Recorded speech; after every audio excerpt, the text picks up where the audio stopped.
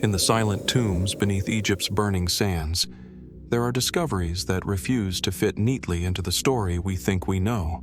Carvings that echo knowledge far ahead of their time. Temples aligned with impossible precision. Artifacts whose purpose seems to whisper of a world more advanced and more enigmatic than our history books dare to admit. For centuries, scientists and archaeologists have tried to decode these mysteries, yet some questions linger in the shadows like unfinished sentences.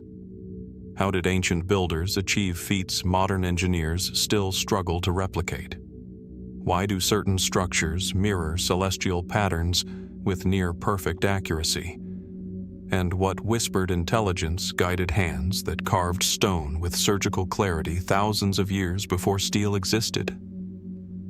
Tonight, we travel into the heart of these riddles, beyond the polished museum glass, past the theories that leave us unsatisfied, and deep into the desert where time keeps its most unsettling secrets. So take a breath, stay curious, and step with me into the sands of ancient Egypt, where every discovery raises a new question, and the answers may be stranger than we expect. Let's begin. Beneath the soft glow of a fading desert sun, the palette of Narmer rests in its quiet glass enclosure, an artifact carved from smooth, dark siltstone more than 5,000 years ago. Its surface, etched with scenes of conquest and ceremony, is one of Egypt's earliest historical documents.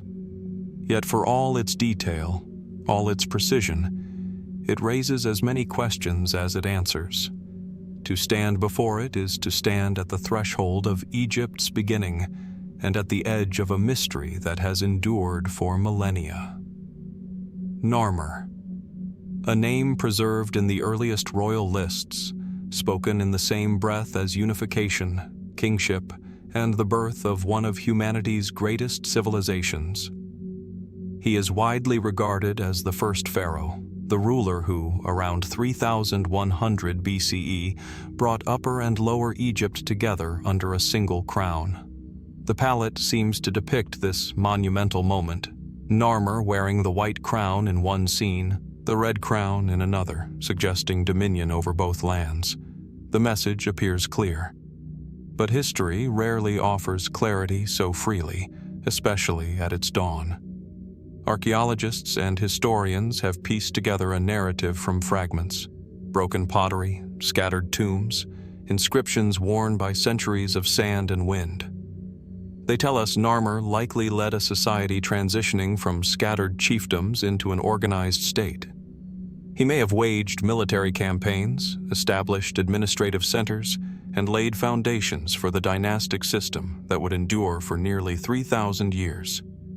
His name appears on ceremonial objects found far from his capital, hinting at influence that extended beyond the Nile.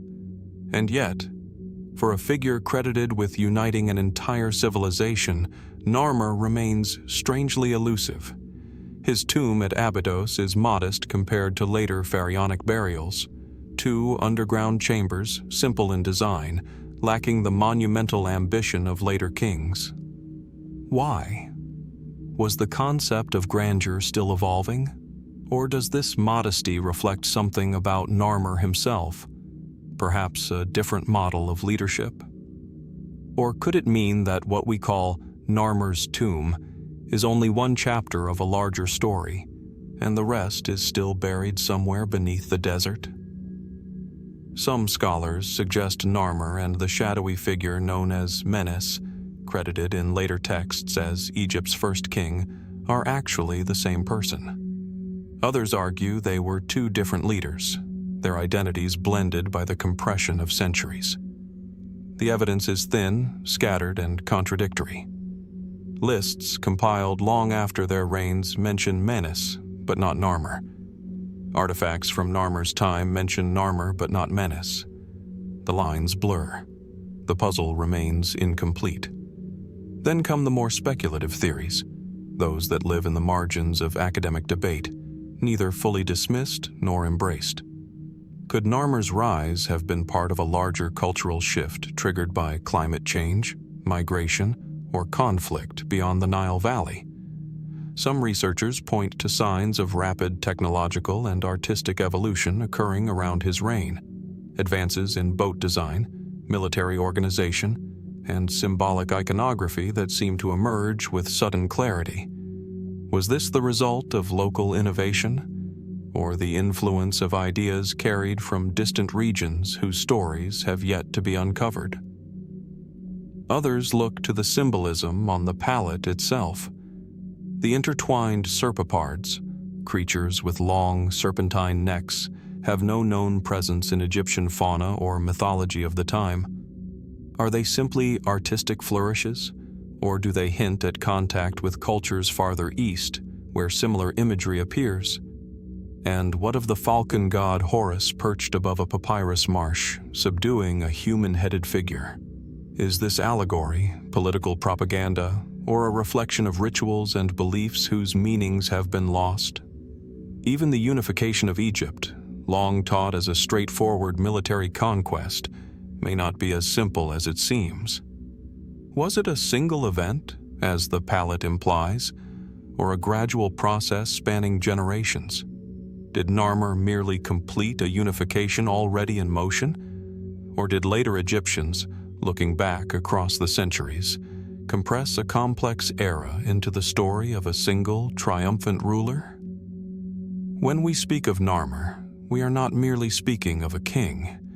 We are speaking of the moment Egypt became Egypt, of the shift from prehistoric settlement to structured civilization, from local leaders to divine kingship.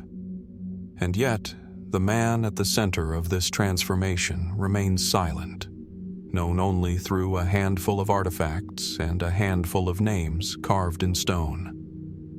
Standing in the dim halls of the museum or among the ruins of Abydos, it's easy to feel the weight of what we do not know. Narmer's footsteps are faint, his life only partially illuminated by the evidence left behind. Was he a conqueror? A diplomat? A visionary? A symbol crafted after the fact to simplify a more chaotic past? The truth may lie buried in undiscovered chambers, waiting beneath sand that has not shifted for thousands of years. Or it may remain forever just beyond our reach, preserved only in hints and shadows. And so the question lingers, quiet but persistent. Who was Narmer, truly? The first king of Egypt, or simply the first name we recognize in a story far older and more complex than we've yet imagined? The desert keeps its secrets well, and perhaps, somewhere out there, the next piece of the puzzle still waits to be found. As we step away from the shadowed dawn of Egypt's first kings, another mystery rises from the sands, one that belongs not to the earliest rulers, but to those who shaped the old kingdom's golden foundations. It is a quiet shift in our journey, a gentle turn from the beginnings of power to the hidden lives behind it. And few stories capture that transition more deeply than the strange and perplexing discovery of a queen's resting place, a tomb that should not exist where it was found. In 1925, near the eastern side of the Great Pyramid complex at Giza, a seemingly ordinary patch of ground cracked open to reveal an unexpected shaft. Beneath the dust and limestone chips lay a narrow staircase, descending into the earth with an almost deliberate secrecy, as if designed to escape notice, even from time itself. At the bottom, archaeologists uncovered a small, plain chamber. Not a grand royal burial, not a polished monument, just a modest room cut into the bedrock. Yet inside this unassuming space, sealed and untouched for more than 4,000 years, rested treasures so elegant, so exquisitely crafted, that they could have belonged only to a woman of immense significance. Queen Hetepheres, mother of Khufu, the pharaoh who would raise the Great Pyramid, wife of Sneferu, architect of Egypt's first true pyramids, a queen whose influence stretched across generations, and whose tomb has become one of the greatest unsolved puzzles in Egyptology. The chamber contained a gilded canopy bed, carved furniture wrapped in linen, delicate boxes inlaid with precious stones, and a set of gold-leafed chairs whose craftsmanship still astonishes scholars today. Every artifact testified to a royal burial of the highest order, and yet one thing was missing: the queen herself. The sarcophagus, though sealed, held no remains. No body, no mummy, no trace. Why? The mainstream explanation is simple enough. Perhaps Hetepheres was originally buried elsewhere, likely near her husband's pyramid at Djoser, and was secretly relocated after her tomb was robbed. The Giza shaft, then, would represent a hurried reburial ordered by Khufu to safeguard his mother's funerary goods, a quiet attempt to preserve what was left. But as with so many stories carved from the desert, the details complicate the theory. If this was a reburial, why move the furniture but not the body? Why create a new sarcophagus if no remains would be placed inside it? Why bury the chamber so close to the Great Pyramid, yet leave it so modest and unmarked?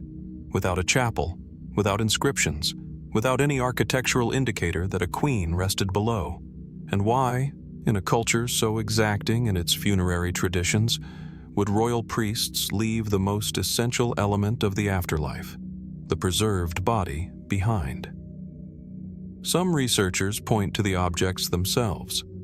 The furniture appears pristine, untouched by looters, its gold still firmly attached. Could an earlier tomb have been robbed so thoroughly that thieves stole the mummy but left the gold? It seems unlikely. Others note that certain objects show signs of ritual dismantling, as though they were prepared specifically for burial in the shaft. This suggests it may not have been a reburial at all, but an original tomb, one intentionally designed to be hidden. If so, what purpose did this secrecy serve? One fringe theory suggests a more political dimension. Hetepheres lived during a period of rapid architectural innovation and rising royal power. Some speculate that court tensions, succession uncertainties, or internal conflicts might have made her burial a sensitive matter, its concealment a measure of protection, or perhaps a reflection of unfinished rituals. No evidence supports this directly, but the gaps in the record leave room for gentle conjecture. Another line of inquiry focuses on the artifacts themselves, particularly their exceptional craftsmanship. The gold-worked bed canopy is unlike anything else from the Old Kingdom. Its design is both ornate and strangely singular, as though crafted for a burial that carried unusual significance. Was Queen Hetepheres a figure whose status was more complex than the surviving texts imply? A symbol of dynastic unity? A key link between powerful families? Or did her burial reflect not power but vulnerability, an attempt to honor a queen whose death, perhaps, came under unusual or troubling circumstances? More speculative still are the questions surrounding the empty sarcophagus. Some have wondered whether Hetepheres was ever intended to be buried in this chamber. Could the tomb have served as a symbolic repository, an intentional separation of the queen's possessions from her body? If so, where does her mummy lie? Has it been lost forever, or does it rest somewhere still hidden beneath Giza's vast and layered landscape? Ground-penetrating scans, surveys, and excavations have revealed numerous anomalies across the plateau. Voids, tunnels, and cavities whose purposes remain unknown. It is tempting to imagine that one of them may hold the missing queen, but Egypt's sands rarely yield their secrets quickly. Today, Hetepheres' reconstructed furniture sits in museums, gleaming under controlled light. Visitors admire the artistry, the elegance, the complexity of a life glimpsed through artifacts alone. But the chamber where they were found remains the real enigma, a room that feels less like a tomb and more like a message left incomplete. What happened to Queen Hetepheres? Was her burial disrupted, concealed, forgotten, or deliberately obscured by forces we no longer understand? The truth rests somewhere between stone and silence. And until it emerges, the lost tomb of Hetepheres remains exactly that. Lost, not because it was never found, but because its meaning continues to slip just beyond our reach, inviting us to keep searching in the shadows of Giza's ancient ground. From the hidden burial of a queen, we drift south, far from the monumental silence of Giza, to a place where Egypt's mysteries take on a different shape. Here, the desert softens, the Nile widens, and history gathers in gentle currents. It is a transition not just in distance, but in atmosphere. From the secrecy of a subterranean chamber to the open, shifting waters surrounding one of Egypt's most enigmatic sites. Elephantine Island, a long, narrow strip of land rising from the river at Aswan, its granite shoreline worn smooth by thousands of years of flood and flow. At dawn, the rocks glow rose gold, the water whispering against them like a steady breath. Palms lean in the wind, and narrow footpaths weave between ancient stones and modern houses. It looks peaceful, ordinary even. Yet beneath this quiet surface lies a puzzle that has intrigued scholars for generations. This island was once Egypt's southern frontier, the edge of the known world.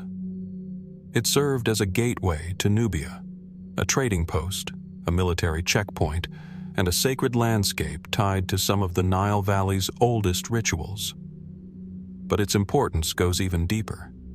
For centuries, Egyptians believed Elephantine guarded the source of the Nile's annual flood, the lifeblood of their civilization. Why this island?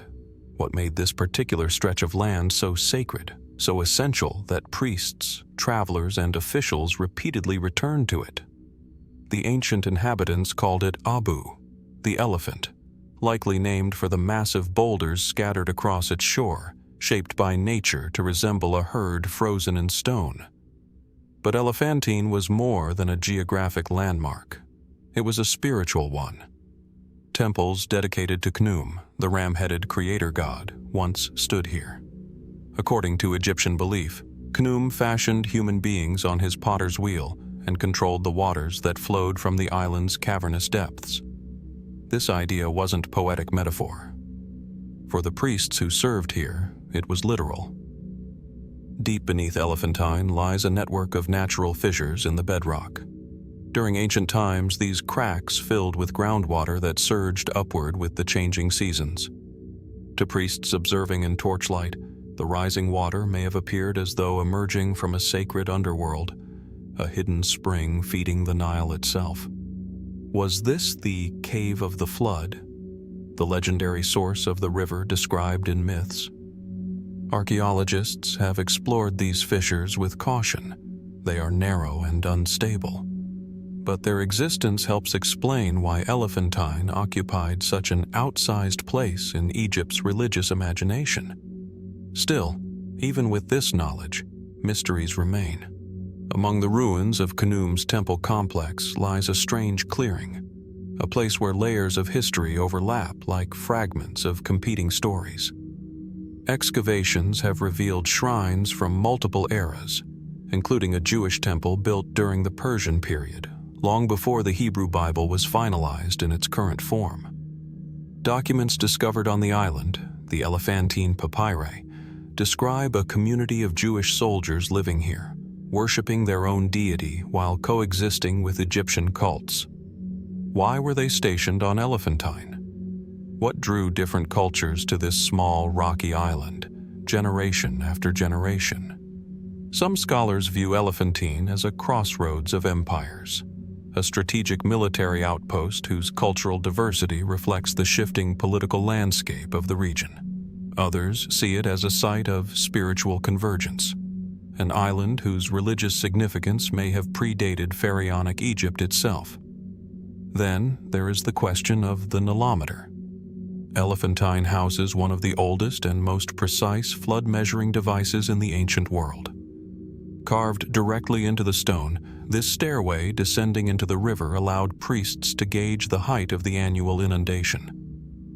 With readings recorded year after year, it acted as both a scientific instrument and a cosmic calendar.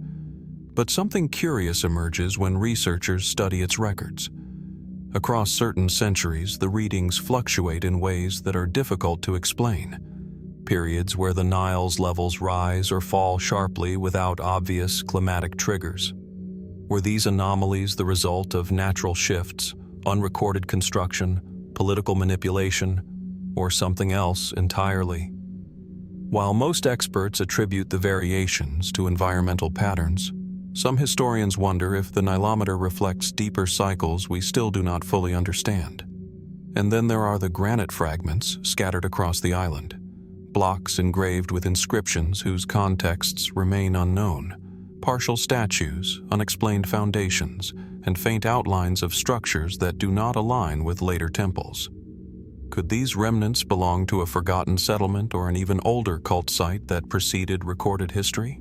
Elephantine's archaeological record stretches back to the early dynastic period, yet some of its stonework appears older still, primitive in style, difficult to date, and worn almost smooth by millennia of river weathering.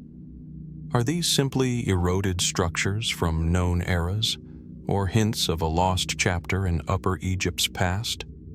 More speculative theories suggest that Elephantine may once have served as an astronomical observatory. Its position in the Nile, combined with the rising granite hills beyond, creates sightlines that align with certain stars during seasonal transitions. Whether this alignment was intentional or coincidental remains debated. But the possibility raises new questions. Did ancient priests here track celestial events in tandem with the Nile's rhythms? Could the island have been a center for early scientific observation, long before Egypt's famous astronomical traditions emerged? Others point to the island's subterranean geography. Geological surveys have mapped unusual cavities deep in the granite, some natural, some possibly altered by human hands. Were these early mining tunnels, ritual spaces, or merely geological quirks? Their purpose remains uncertain, sealed in darkness below the foundations of modern houses. Today, Elephantine Island remains inhabited. Children play among ruins over 4,000 years old. Boats glide across waters once believed to flow from the realm of gods. And beneath the surface, both literal and historical, questions linger. Why did so many cultures claim this place as sacred? What lies beneath the ancient fissures, temples, and weathered stones? And what role did Elephantine truly play in Egypt's earliest understanding of the world? Perhaps the answers wait somewhere within the granite heart of the island, still hidden, still silent, still holding the quiet weight of millennia. And as the Nile moves steadily past, one can't help but wonder, what other secrets remain anchored in the river's flow, waiting for the day they finally rise to the surface? From the river's quiet southern currents, where Elephantine's stones whisper of origins and unseen depths, our path turns once again toward the desert, toward a place where the air hangs heavy with stories of royal power, sudden change, and one of history's most elusive figures. It is a shift from the flowing mystery of the Nile to the still, echoing silence of limestone valleys. And here, hidden among cliffs the color of faded gold, the question of Nefertiti's final resting place continues to haunt archaeologists and dreamers alike. The Valley of the Kings. At dawn, the rising sun catches the rugged faces of the hills, tracing long shadows across the winding paths below. The ground is brittle, fractured, and pale. Every crevice seems to suggest a chamber waiting just beyond the reach of light. In this place, where the most powerful rulers of the new kingdom were laid to rest, searching for a lost tomb is not merely an excavation. It is a conversation with absence. Nefertiti's absence, above all, has become one of Egypt's most enduring riddles. Queen, co-regent, possible pharaoh. Nefertiti stands as one of the most recognizable figures of the ancient world. Her painted limestone bust, with its serene expression and graceful profile, has become an icon. Yet for all her visibility, her tomb has never been conclusively found. No burial chamber, no mummy, no funerary texts bearing her name. For a woman who once held immense royal authority, how can so complete a silence exist? Most historians agree that Nefertiti lived during a time of radical religious transformation. Together with Akhenaten, she oversaw Egypt's shift toward the worship of a single divine force, the Aten. Their capital, built at Amarna, flourished briefly before collapsing in the political turmoil that followed. Temples were abandoned, monuments defaced, names erased. In the wake of this upheaval, Nefertiti's traces vanish like inscriptions washed from sandstone. The mainstream hypothesis suggests her tomb lies somewhere in Amarna. The city once hosted a royal necropolis, and it would seem logical for Nefertiti to be buried close to Akhenaten and their lineage. But excavations there have revealed only fragmentary remains, damaged burials, and puzzling clues. No chamber definitively identified as hers has come to light. This absence turned archaeologists' attention westward, toward the Valley of the Kings, where Tutankhamun's tomb lay undisturbed for millennia. Here, the landscape folds into itself, creating natural corridors and hidden alcoves that have sheltered secrets since antiquity. And it was here, in 2015, that radar scans of Tutankhamun's burial chamber suggested the possibility of hidden rooms behind the painted walls. Some believed these could hold the tomb of Nefertiti.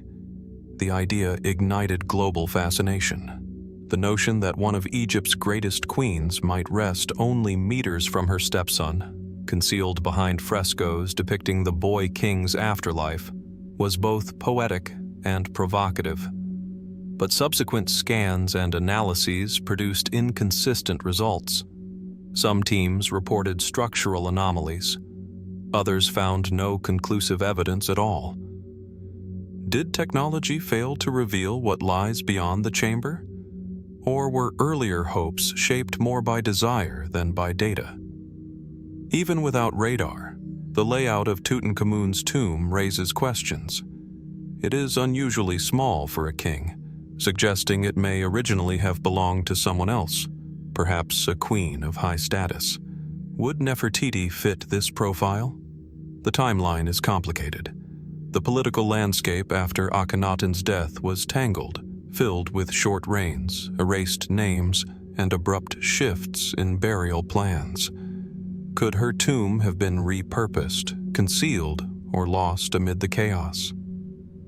Another hypothesis places her burial somewhere in the Western Valley, a remote branch of the Theban necropolis where royal tombs were cut into cliffs far from public view.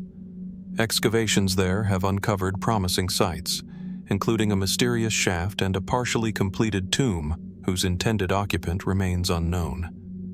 If secrecy surrounded her death, might the Western Valley have provided the solitude her burial required? More speculative theories propose that Nefertiti may not have died when history assumes. Some scholars interpret faint inscriptions and scattered records to suggest she could have briefly ruled Egypt as Nefertiti, a successor shadow between Akhenaten and Tutankhamun. If she assumed a pharaoh's throne, her tomb might follow a different architectural template entirely, one that has been misidentified in the archaeological record or overlooked among rubble-filled passages. Fragments found at Amarna mention a burial prepared for a female pharaoh. Was this Nefertiti? If so, was the burial ever completed? And if completed, was it transferred later, quietly, during the backlash against Atonism, to the Theban necropolis? As with so many Egyptian mysteries, certainty dissolves into layered possibilities. There are also more fringe suggestions, carefully debated, cautiously entertained. Some propose that her tomb may lie beneath modern structures, unreachable for the foreseeable future.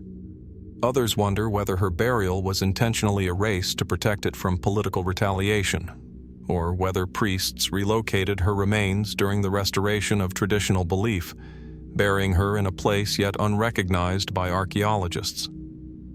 And then, there is the simplest, yet most haunting possibility that Nefertiti's tomb has been found, but not yet identified. That a mummy resting in a museum or storage room, cataloged under an anonymous designation, may one day reveal DNA or inscriptions that confirm a long-lost queen. Today, researchers continue their work. New scanning technologies probe the bedrock. Unmarked shafts are cleared. Geological surveys trace hidden anomalies beneath the Valley of the Kings. Each discovery, no matter how small, adds another thread to the tapestry of her story. Yet Nefertiti herself remains missing. A queen who reshaped Egypt alongside a king who redrew its gods. A woman of extraordinary influence whose legacy endures, while her resting place lies somewhere in the realm of speculation, shadow, and hope. And as the sun sets behind the cliffs of Thebes, casting long, cool shadows across the valley floor, one question lingers with quiet persistence. Is Nefertiti still waiting in the darkness, hidden within the rock just beyond a sealed passageway, or has her tomb slipped forever beyond the reach of our understanding? For now, the desert holds its silence, and the search continues. From the sun-scorched cliffs of the Theban Valley, where Nefertiti's absence still echoes through the limestone corridors, our journey turns northward once again, back into the heart of Egypt's ancient heartland, where the sands stretch in quiet, sunlit waves, and the horizon is broken only by the sharp angles of stone monuments. Here, beyond Giza's familiar giants and the sprawling necropolises of Saqqara, lies a site less celebrated but equally compelling in its mysteries, the Pyramids of Abu Sir.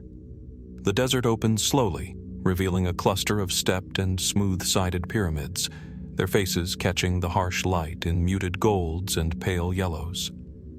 Unlike Giza's grand monuments, Abu Sir's pyramids are smaller, their lines rougher, their tombs less imposing, but their significance is no less profound. They were built during the 5th dynasty, a period when the sun god Ra dominated religious thought and Egyptian kingship evolved toward a new complexity. Yet the site holds enigmas that continue to puzzle historians and archaeologists alike. At first glance, Abu Sir seems straightforward. A necropolis for kings, queens, and high officials, its layout reflecting a society ordered, hierarchical, and devout. But the details quickly reveal something more intricate. The pyramids themselves are unusually steep and constructed with thinner limestone blocks than those at Giza, often leading scholars to speculate on their durability and intended permanence. Could this represent a shift in engineering philosophy, an economic necessity, or an intentional design to convey a symbolic meaning we have yet to comprehend? Within the pyramids, tomb chambers are smaller than expected, and the mortuary temples, though carefully aligned with solar patterns, are more modest in scale than those of earlier dynasties. Yet the artifacts discovered, finely carved statues, elaborate reliefs, and ceremonial items, display artistry of exceptional sophistication. How could such refined craftsmanship coexist with seemingly modest architectural ambition? Does this reflect a society experimenting with new religious ideas, or a deliberate focus on spiritual over physical grandeur?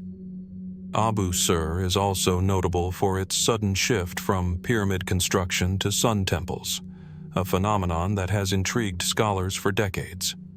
Kings like Userkaf and Niuserre invested heavily in temples dedicated to Ra, integrating colossal obelisks, carefully planned solar alignments, and ritual spaces into their mortuary complexes. Some researchers suggest this indicates a transformation in royal ideology.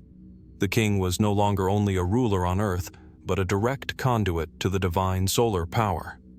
Could the pyramids of Abu Sir, smaller yet more precise in alignment, be intended as experimental models for this evolving belief? Or do they encode knowledge lost to time, astronomical, mathematical, or symbolic, that modern archaeology only glimpses in fragments? The surrounding landscape adds another layer of mystery. Abu Sir sits near quarries that supplied the pyramid's limestone, yet certain blocks show remarkable precision in cutting and placement, implying advanced techniques or tools that are difficult to explain fully given the historical record.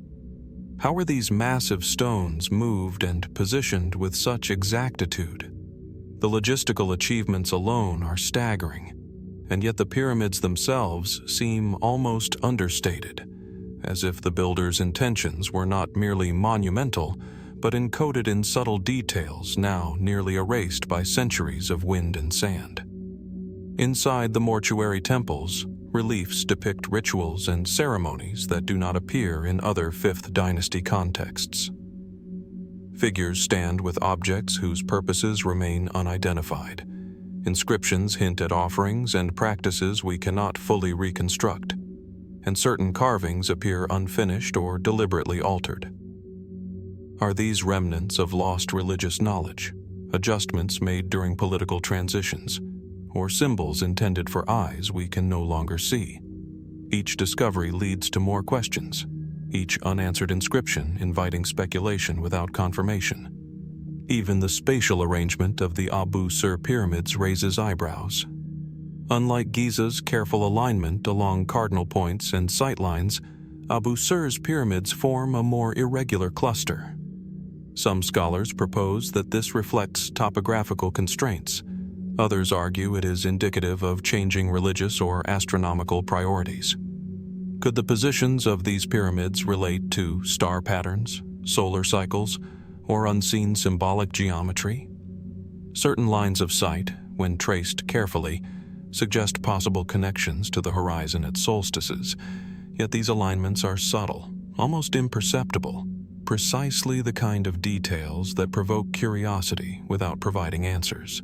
Fringe theories, cautiously considered, suggest even more provocative possibilities. Some propose that Abu Sir may have functioned as a laboratory for experimentation in pyramid construction, a site where architectural techniques, religious rituals, and celestial observation converged.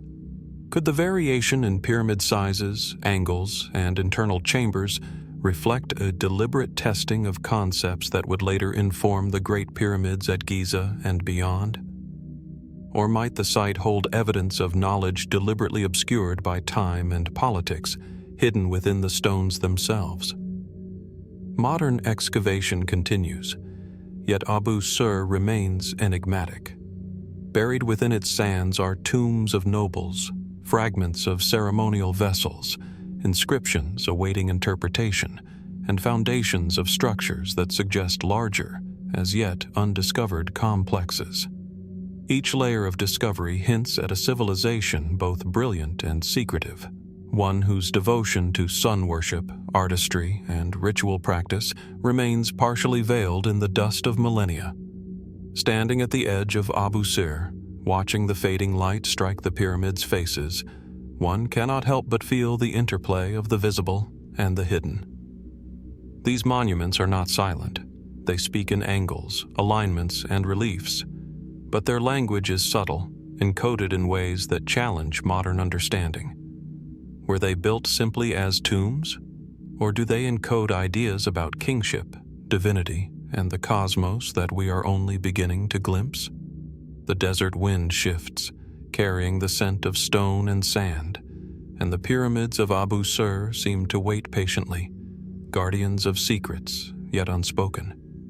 Their small, understated presence belies a depth of mystery that has endured for more than 4,000 years, offering only fragments of knowledge while keeping its central questions unresolved. And so we are left with the same quiet wonder that has accompanied Egypt's enigmas for centuries. What truths remain locked within the stones of Abu Sir, just beyond our gaze, waiting for the moment when human curiosity, and perhaps ingenuity, will finally illuminate them? From the sunlit sands of Abu Sir, where smaller pyramids quietly encode the ambitions of the 5th Dynasty, our journey moves southward once more, back to the heart of the Theban necropolis, where the cliffs rise like the walls of an ancient fortress and shadows cling to every crevice. Here, The Valley of the Kings stretches its labyrinthine corridors, and the tombs of Egypt's greatest pharaohs lie hidden beneath the unforgiving limestone hills. Among them, one stands as both marvel and enigma, the tomb of Seti I. At first glance, K517, as archaeologists catalog it, seems like a triumph of funerary architecture. Carved deep into the rock, it stretches farther than any other in the valley, its corridors twisting and turning in a calculated maze, adorned with wall paintings that shimmer even today in faint golden light. Scenes of gods, afterlife journeys, and celestial guardians unfold in vivid detail, each line carved with the precision of a master, and each pigment chosen for permanence against the desert air. Standing at the tomb's entrance, one feels a hum of reverence. This is a place designed not merely to preserve a body, but to bridge the earthly and divine, the mortal and the eternal. Seti I, father of Ramesses II and the second pharaoh of the 19th dynasty, ruled with military skill and religious devotion. His reign consolidated power after the turbulent years of the 18th dynasty's decline, restoring Egypt's influence in foreign lands and reaffirming the worship of Amun. And yet, for all his accomplishments, his tomb holds mysteries that have defied explanation. One of the first enigmas is the tomb's sheer scale. The corridors stretch over 120 meters, longer than nearly any other tomb in the valley. Its ceilings are unusually high, and the chambers seem intentionally convoluted. Scholars argue that this complexity was designed to protect the king's body from looters, a common concern in a society where tomb robbery was endemic. But others note that the precision of the angles, the intricate placement of niches, and the alignment of certain chambers suggest more than practical protection. Could the tomb's design encode cosmological knowledge, hidden rituals, or symbolic representations of the afterlife journey? The wall reliefs add another layer of mystery. Seti's tomb contains some of the finest examples of Egyptian painting and carving ever discovered, including scenes from the Book of Gates, the Book of Caverns, and the Amduat, texts that describe the sun god's nightly journey through the underworld. Some of these illustrations appear unusually precise in astronomical detail. Certain star patterns and celestial positions depicted have led modern researchers to speculate that the tomb may encode observations of the night sky, perhaps a celestial map designed to guide the pharaoh's soul, or a record of astronomical knowledge that has since been lost. Then there is the question of anomalies. Within Cave 17, archaeologists have identified faint corridors and chambers that appear to have been intentionally concealed. Some passages were filled with rubble or plastered over, blocking access from later periods. Were these unfinished sections merely a result of construction errors or time constraints, or were they deliberately hidden, preserving sacred knowledge accessible only to the initiated? Some theories suggest the possibility of a secret chamber within the tomb, perhaps intended for additional burial goods, ritual texts, or even another royal occupant, an idea that continues to fuel speculation and debate. The tomb has also posed modern technical challenges. Early explorers discovered that parts of the ceilings had collapsed, while other sections remain precariously intact, suggesting the builders anticipated the rocks shifting over millennia. Yet, despite this, the tomb has largely resisted destruction. How did the ancient architects calculate the stability of the rock with such precision? Did they understand forces and weight distribution at a level that continues to challenge contemporary engineers? Artifacts found within the tomb also add to its mystique. Though looted in antiquity, fragments of furniture, pottery, and ceremonial objects remain. Yet some items do not appear to match known designs from Seti's era. Were these exotic imports, gifts from distant lands, or objects whose origins we no longer recognize? Their presence raises the possibility that Seti's tomb was not only a repository of royal wealth, but also a symbolic microcosm of the world he ruled. A collection of materials meant to sustain and honor him in the afterlife. Fringe theories extend even further, though cautiously. Some suggest that KV-17's hidden passages may contain texts or objects deliberately obscured to preserve secret knowledge about pharaonic rituals, Egyptian cosmology, or even technology now lost. Others wonder if the tomb's alignment and architectural layout reflect hidden codes tied to the sun's cycles, the stars, or the journey of the soul in ways that exceed our current understanding. While mainstream archaeology emphasizes documented practices and material evidence, these ideas underscore the sense of wonder that has always surrounded Seti's burial. The tomb also raises questions about the human experience behind its creation. Hundreds of laborers, artisans, and priests would have worked for decades to carve, paint, and decorate these corridors. Their efforts were not simply functional, they were ceremonial, precise, and infused with meaning. How much of what they encoded in stone remains indecipherable to us? How many subtleties in posture, pigment, or line were intended to communicate something beyond the literal narrative, a hidden message now lost in translation? Today, Seti Wali's tomb continues to captivate visitors and scholars alike. Modern conservation efforts illuminate its walls in ways that reveal minute details invisible to the naked eye. Yet, each discovery raises new questions. Every corridor, niche, and painted panel invites careful examination, offering a glimpse into a civilization whose complexity still exceeds our full comprehension. And so, standing at the entrance of KV-17, looking down its shadowed corridors, one cannot help but feel both awe and humility. The tomb of Seti I is more than stone and pigment. It is a threshold between the world of the living and the mysteries of eternity. It challenges our understanding, teases our curiosity, and whispers of knowledge hidden just beyond our reach. What secrets still lie buried within its chambers, locked in rock and shadow for over 3 millennia? And what might these mysteries reveal, not only about Seti I himself, but about the ancient Egyptians' understanding of life, death, and the cosmos? For now, the tomb holds its silence, and the questions endure.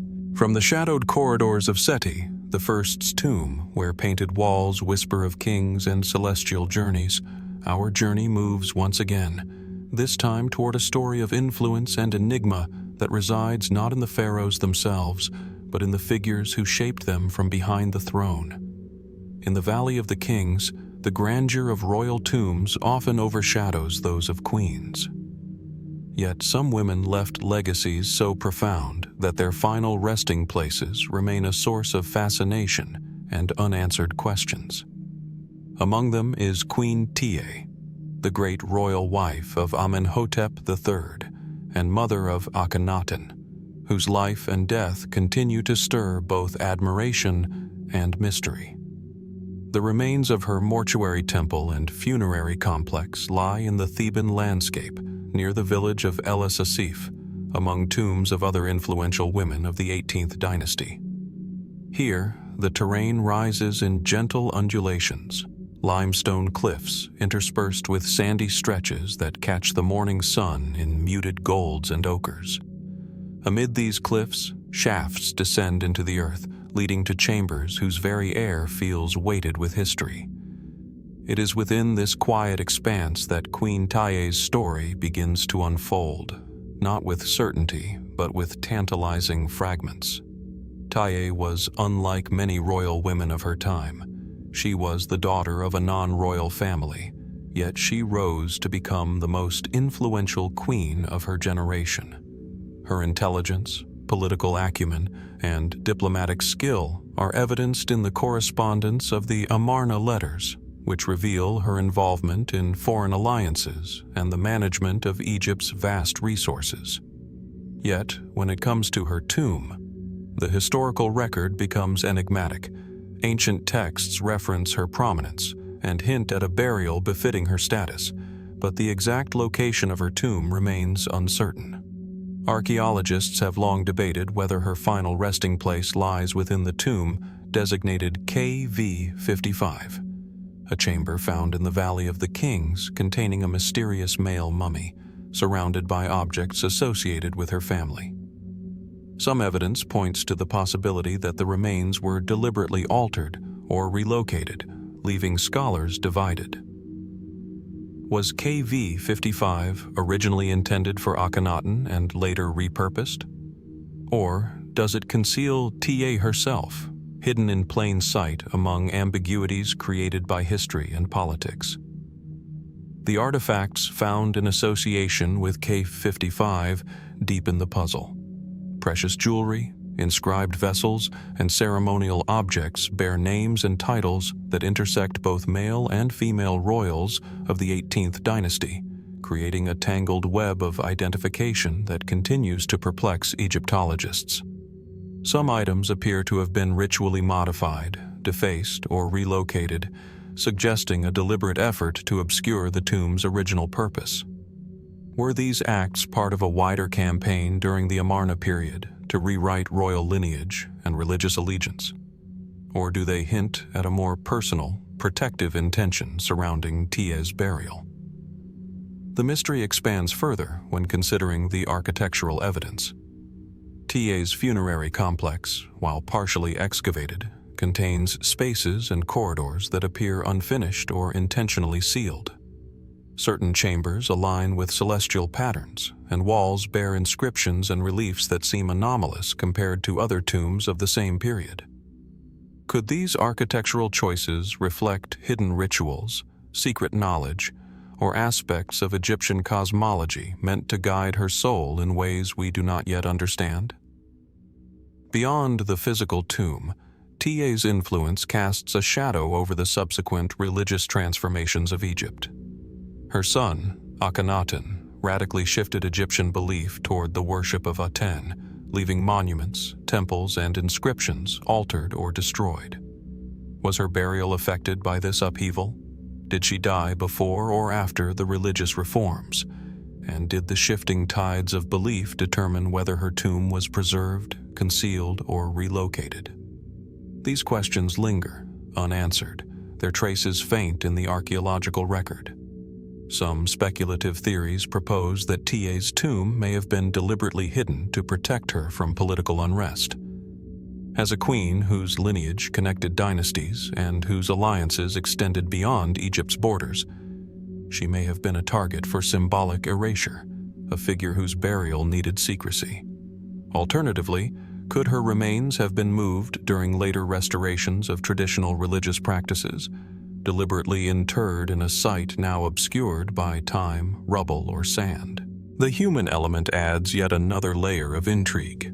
Tiye's life was one of influence, power, and subtle diplomacy. The grandeur of her tomb, though largely lost or hidden, would not have reflected mere opulence. Instead, it likely encoded status, divinity, and familial authority in stone, relief, and ritual. Did the artisans and priests who prepared her burial leave clues meant only for the initiated, or did the passage of time simply erase the finer details, leaving only fragments for us to interpret? Today, Queen Tiye's legacy survives in fragments, statuettes, inscriptions, and the faint imprint of her mortuary temple on the desert landscape. Scholars continue to debate the location of her tomb, combing through archaeological evidence, re-evaluating DNA tests, and scanning the Valley of the Kings with new technologies. Each discovery seems to raise as many questions as it answers, reinforcing the sense that Tiye's burial was designed, or has endured, as a puzzle, a deliberate intersection of power, ritual, and secrecy. Standing near her potential resting place, amid the soft rustle of desert wind and the quiet presence of ancient stones, it becomes clear that Queen Tiye's tomb is more than a final resting place. It is a symbol of influence, survival, and mystery. Even as we uncover artifacts and fragments, the larger truth, her precise location, the full scope of her burial, and the secrets encoded in its design, remains elusive. And so we are left to wonder, where does Queen Tiye truly rest, and what might her tomb reveal about the balance of power, faith, and artistry in one of Egypt's most transformative eras? The sands keep their silence, yet the questions persist, inviting us to look deeper, think more carefully, and continue the search into the heart of a civilization that still guards its secrets with quiet patience. From the quiet shadows of Queen Tiye's tomb, where influence and mystery intertwine in stone and sand, our journey turns once more, this time to the northern reaches of Egypt's delta, where the Nile spreads wide and the landscape shifts from desert cliffs to fertile floodplains. Here, away from the concentrated splendor of Thebes and the Valley of the Kings, a discovery was made that would challenge assumptions about royal burial, craftsmanship, and the subtle splendors of Egypt's lesser-known dynasties: the golden mask of Psusennes. The mask itself is a study in both artistry and enigma. Crafted from gold and silver, it rests with serene authority in the National Museum of Cairo, catching the light in gentle reflections that reveal the delicate contours of a human face, idealized yet unmistakably individual. Its eyes, inlaid with crystal and lapis lazuli, gaze with a calm that belies the tumultuous era in which it was created. At once both regal and intimate, the mask preserves not only a likeness, but a carefully constructed aura of divinity, a symbol of kingship and eternal life. Psusennes I, ruler of the 21st dynasty, reigned over a period often described as politically fragmented. The center of power had shifted north, while Thebes retained religious influence. Yet despite the shifting sands of authority, Psusennes' burial, discovered in Tanis in 1940, rivals in its richness the tombs of more celebrated pharaohs of earlier dynasties. It was an unexpected revelation, a king of the so-called lesser-known era entombed with a wealth of treasures that rivaled, and in some cases exceeded, those of Giza and the Valley of the Kings. The location of the tomb itself adds to its intrigue. Tanis, long overlooked in favor of southern royal necropolises, became the site of one of Egyptology's most astonishing finds.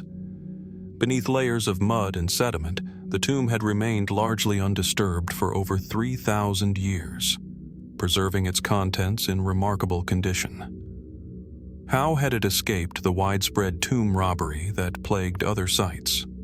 Was it luck, geography, or deliberate concealment?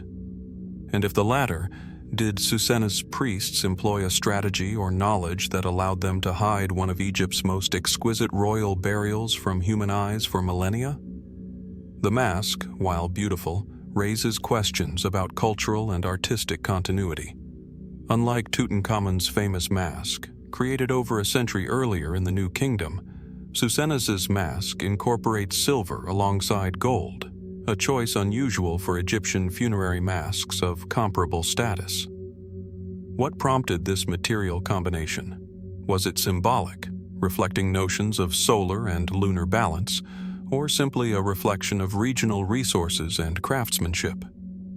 Scholars continue to debate whether the mask represents a conscious revival of Old Kingdom artistry, an innovation of the Delta workshops, or a subtle departure intended to convey distinct theological messages.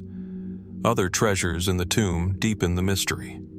Golden thrones, ceremonial vessels, and intricately inlaid jewelry attest to extraordinary skill, yet some pieces display stylistic anomalies.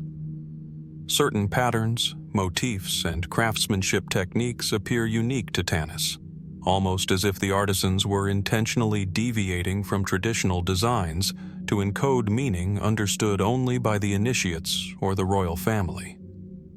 Could these choices reflect a hidden language of power and piety now lost to time? Or do they point to regional artistic schools whose techniques were deliberately different from those in Thebes or Memphis? The tomb itself also presents architectural puzzles.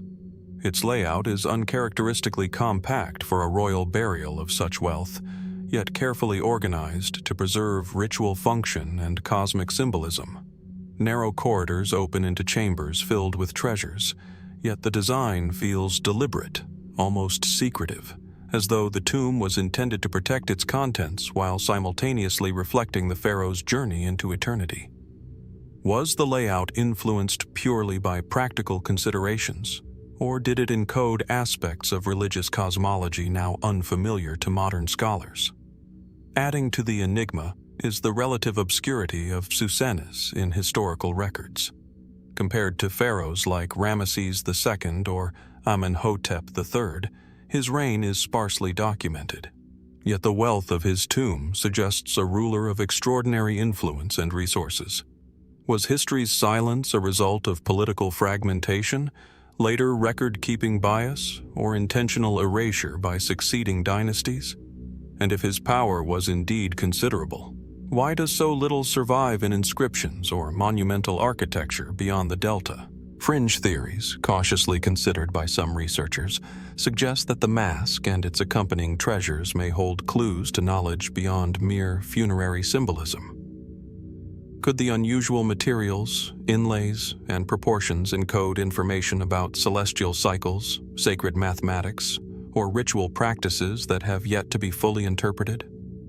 While there is no direct evidence of hidden codes, the uniqueness of the mask and the intactness of the tomb invite speculation that the designers sought to preserve knowledge for eternity, knowledge that has since slipped from human understanding. Even the preservation of the tomb itself invites reflection. Unlike the tombs in the Valley of the Kings, which suffered repeated looting and decay, Psusennes' burial remained protected beneath silt and sand.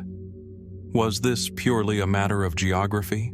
Or did the builders and priests of Tanis employ advanced methods of concealment or protection? And if so, what does this reveal about the sophistication of Delta-era mortuary practices, often overshadowed by the grandeur of Theban kings? Today, the golden mask of Psusennes sits in quiet authority, an artifact at once magnificent and mysterious. It invites viewers to consider not only the technical skill of its creators, but also the complex social, political, and religious contexts in which it was made. Its serene gaze suggests a ruler confident in his journey to eternity. Yet for us, the mask also embodies questions left unanswered, questions about wealth, power, artistry, and secrecy in an age long past. And so, as we contemplate the golden features of Psusennes, we are drawn to the same enduring mystery that defines much of Egypt's ancient legacy. How much of what was created to endure forever was meant to be understood only by those who knew the secrets? And what other treasures, messages, or knowledge might remain hidden, awaiting discovery beneath the sands of time? The mask watches silently, and the questions endure. From the delta tombs of Psusennes, shimmering with gold and mystery, our journey arcs back through time, far before the grand monuments of Giza, Saqqara, or Tanis, into an era so remote that history itself teeters on the edge of legend.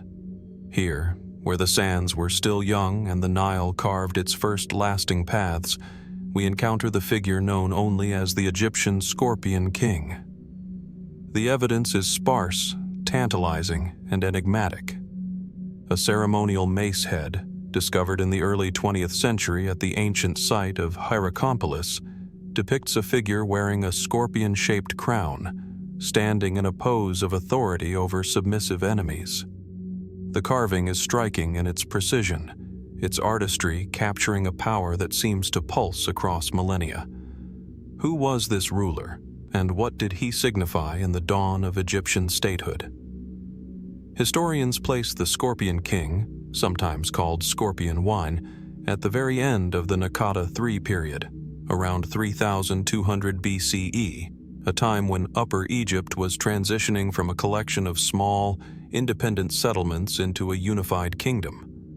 The evidence of his reign is fragmentary: pottery, ceremonial objects, and the occasional tomb or shrine scattered across the Nile's floodplains. Yet even in these fragments, his presence is unmistakable, suggesting a ruler of extraordinary influence during an age of profound change. One of the most compelling mysteries lies in his name itself. Scorpion may refer to a clan emblem, a totem, or a title imbued with symbolic meaning, perhaps tied to danger, protection, or the desert's harsh forces. Unlike the later pharaohs whose names are recorded in hieroglyphic lists, Scorpion's identity is largely reconstructed from archaeological artifacts, leaving modern scholars to interpret context, symbolism, and ritual significance with careful caution. Could this be the first example of dynastic authority in Egypt? Or was he one of several proto-kings, each vying for control along the fertile banks of the Nile? The macehead from Hierakonpolis offers one of the few narrative glimpses into his rule. On one side, the king, or perhaps the ceremonial figure, stands over captives, holding a staff, while attendants or soldiers carry standards. On the other, a scorpion motif rises above the scene, entwined with imagery of irrigation canals, agriculture, and ritual. The symbolism is multi-layered, blending warfare, divine sanction, and the vital life-giving waters of the Nile. How much of this is literal history, and how much is myth-making by artisans seeking to immortalize the king's power? His tomb, if it existed in the grandeur of later kings, has yet to be conclusively identified. Archaeologists have uncovered elite burials from Nakata III, often rich with grave goods, ivory, pottery, and ceremonial palettes, but none have been definitively linked to the Scorpion King. Some suggest that his burial may have been intentionally modest or deliberately obscured, perhaps due to political upheaval, regional rivalries, or ritual requirements that differ from later dynastic traditions. Others speculate that natural forces, flooding, erosion, or shifting sands, may have claimed the tomb long before it could be rediscovered.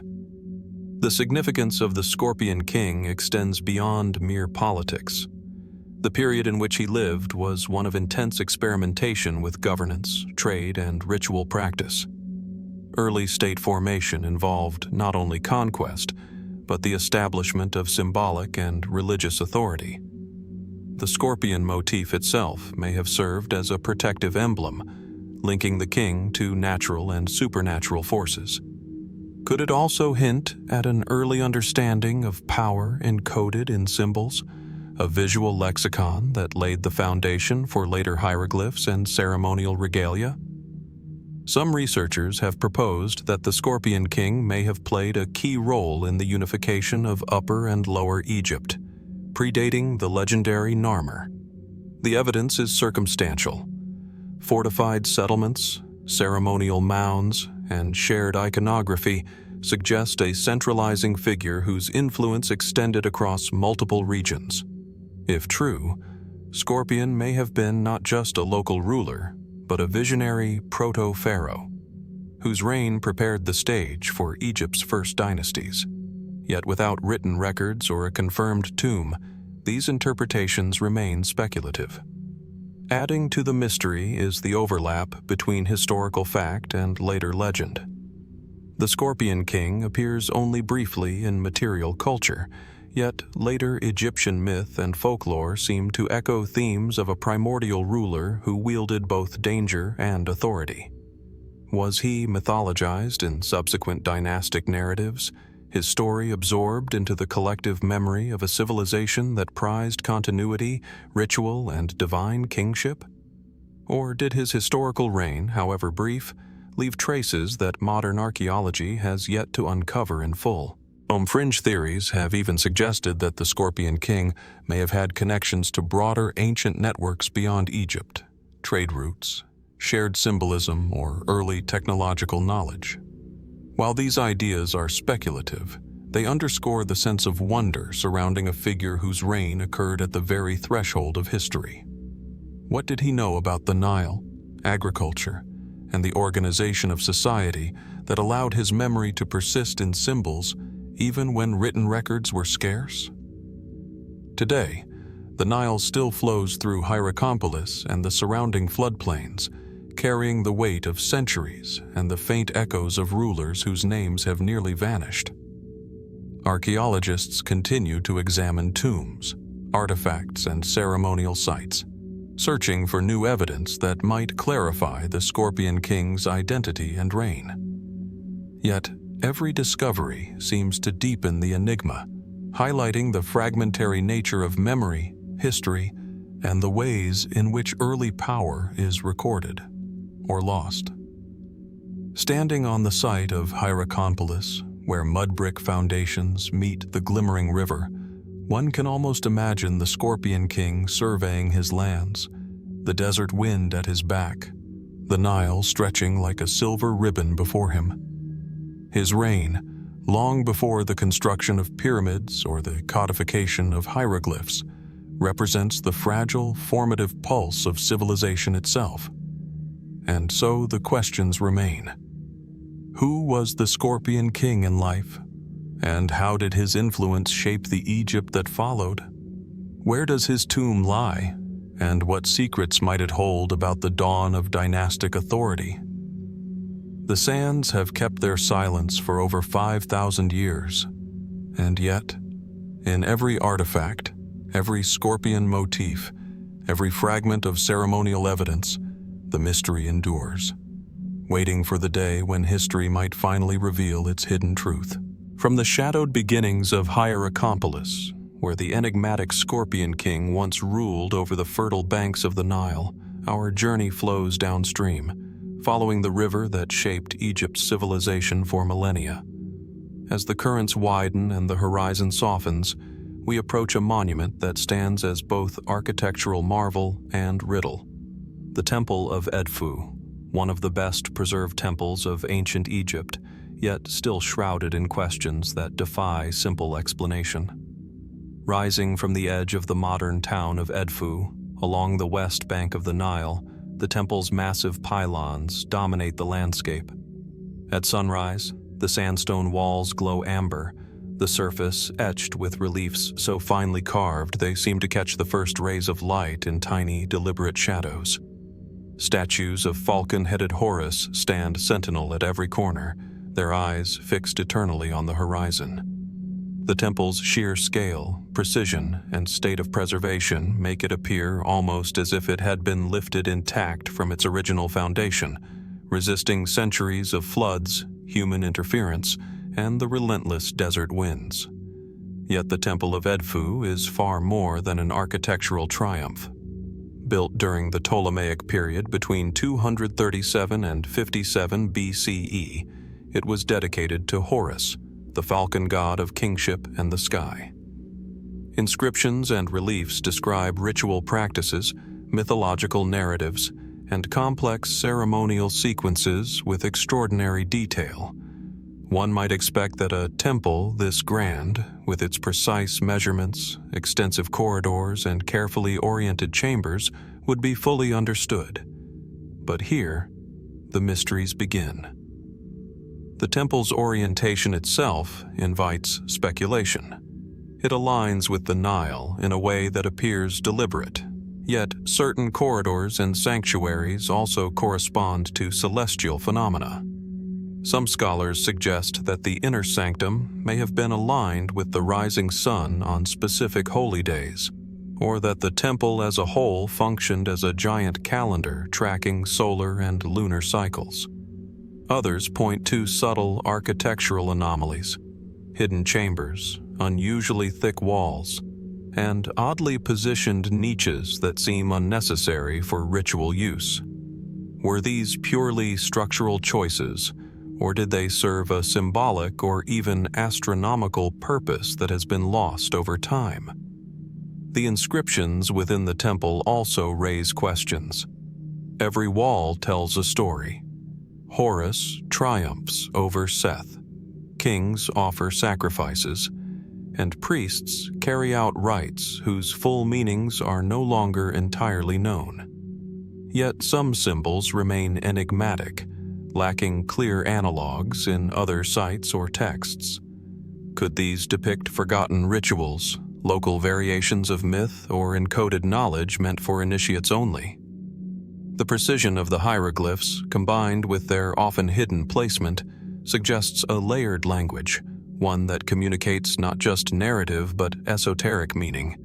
Even more perplexing is the temple's construction. The precision with which massive sandstone blocks were quarried, transported, and assembled exceeds expectations for the period. The walls and columns fit together with near-perfect accuracy, while reliefs carved into the surfaces maintain consistent depth and detail over enormous spans. How did ancient architects achieve this? Was it purely skilled craftsmanship, or were there techniques, mechanical, geometric, or astronomical, that have since been lost to time? Beyond the technical feats, there are subtle signs that the temple was designed as a microcosm of the universe. The sequence of halls, pylons, and sanctuaries may represent the mythic landscape of Egypt itself, guiding initiates through a symbolic journey mirroring Horus's triumph over chaos.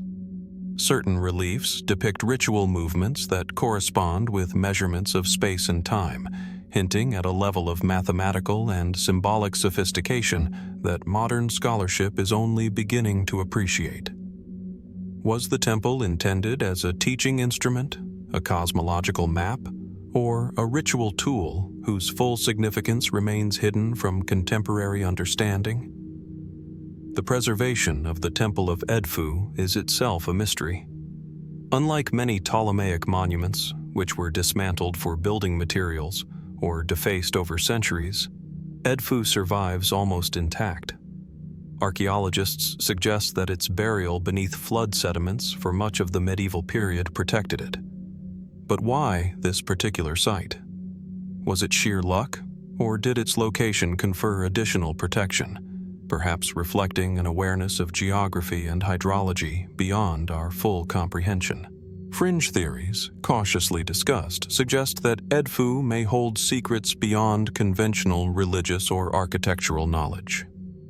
Could certain chambers contain knowledge of sacred geometry, encoded ritual formulas, or astronomical data?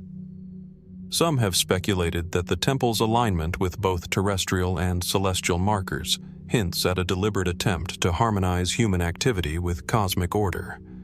While mainstream scholarship remains cautious, the very presence of subtle anomalies, hidden spaces, and complex inscriptions encourages questions that reach beyond standard explanations. The human element also invites reflection.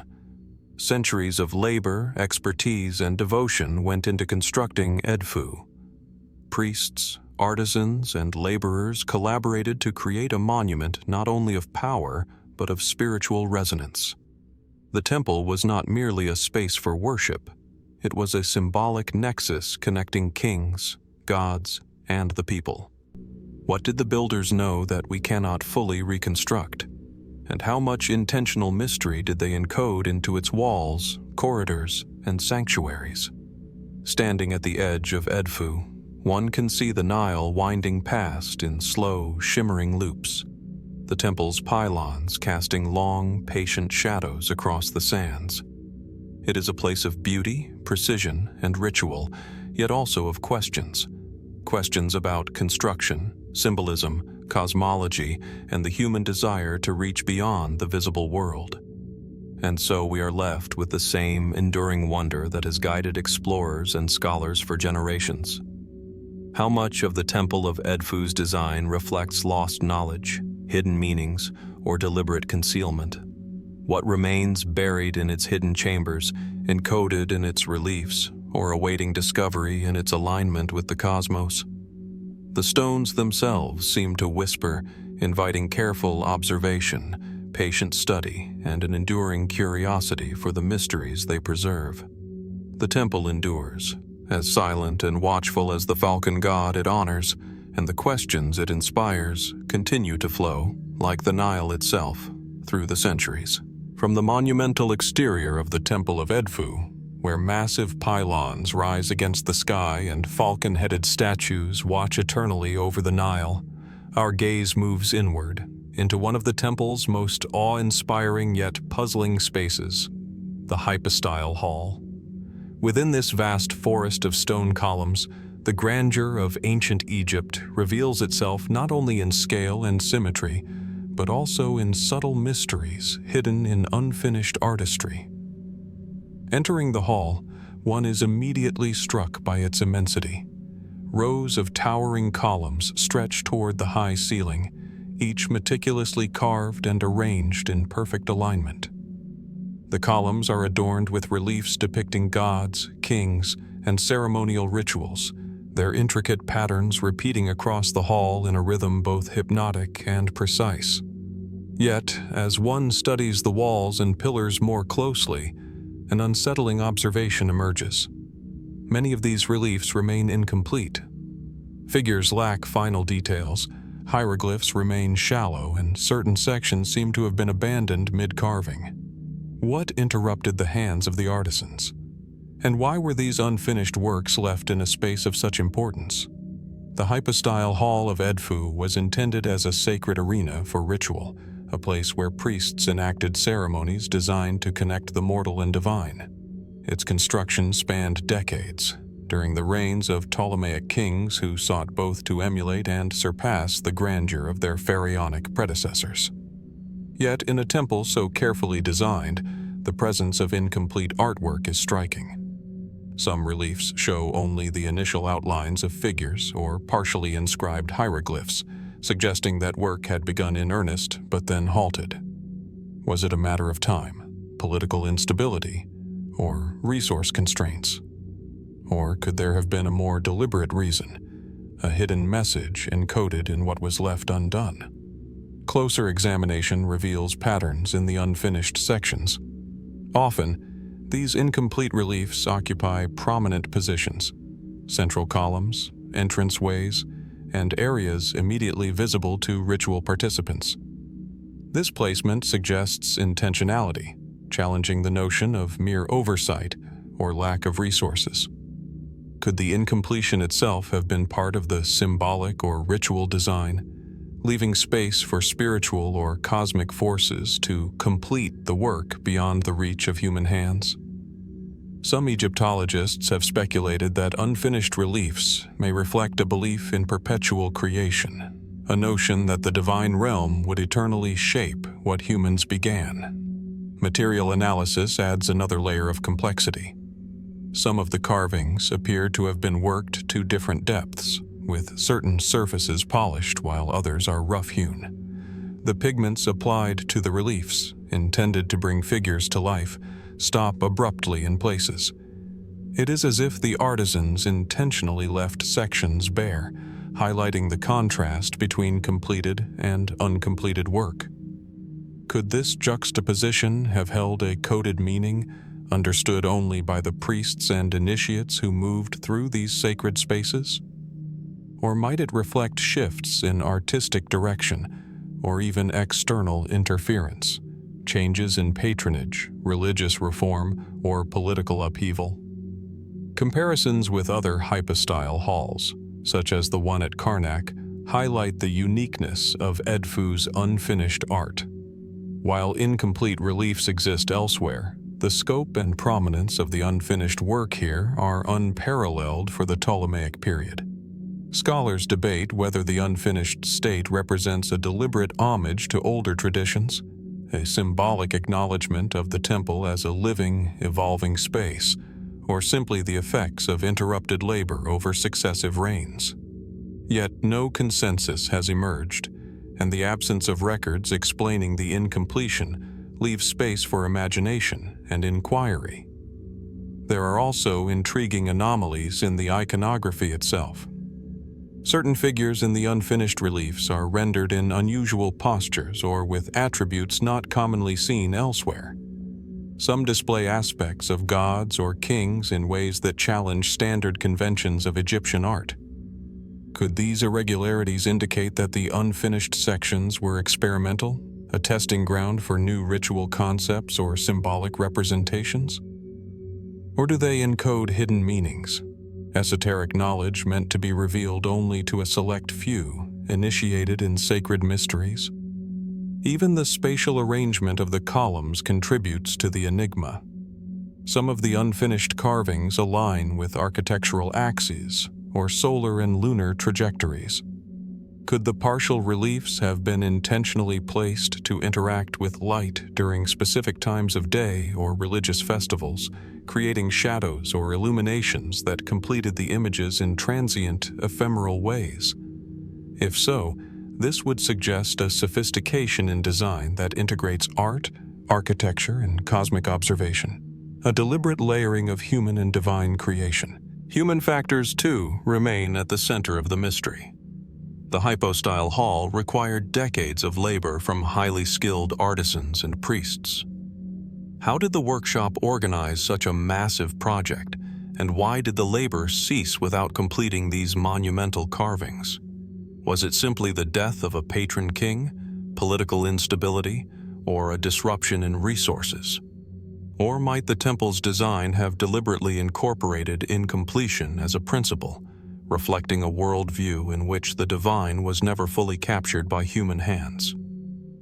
Modern conservation work has preserved the unfinished reliefs in extraordinary detail, allowing researchers to trace carving techniques, pigment application, and artistic planning. Yet, each layer of analysis seems to deepen the mystery rather than resolve it. Every shallow line, every abrupt ending, every incomplete figure invites more questions than answers. The hypostyle hall becomes not only a space for ritual observation, but a silent archive of choices, intentions, and mysteries frozen in stone.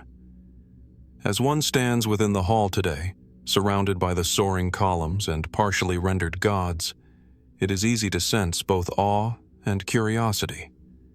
The unfinished reliefs seem to breathe with potential, hinting at stories and meanings that remain just beyond reach. They remind us that ancient Egypt was a civilization not only of monumental achievement, but of nuance, subtlety, and intentional mystery. And so we are left with questions that endure. Why were these carvings left incomplete in such a sacred and central space? What messages, symbolic or ritual, might they have carried? And what might future discoveries reveal about the intentions behind the hypostyle hall's unfinished art?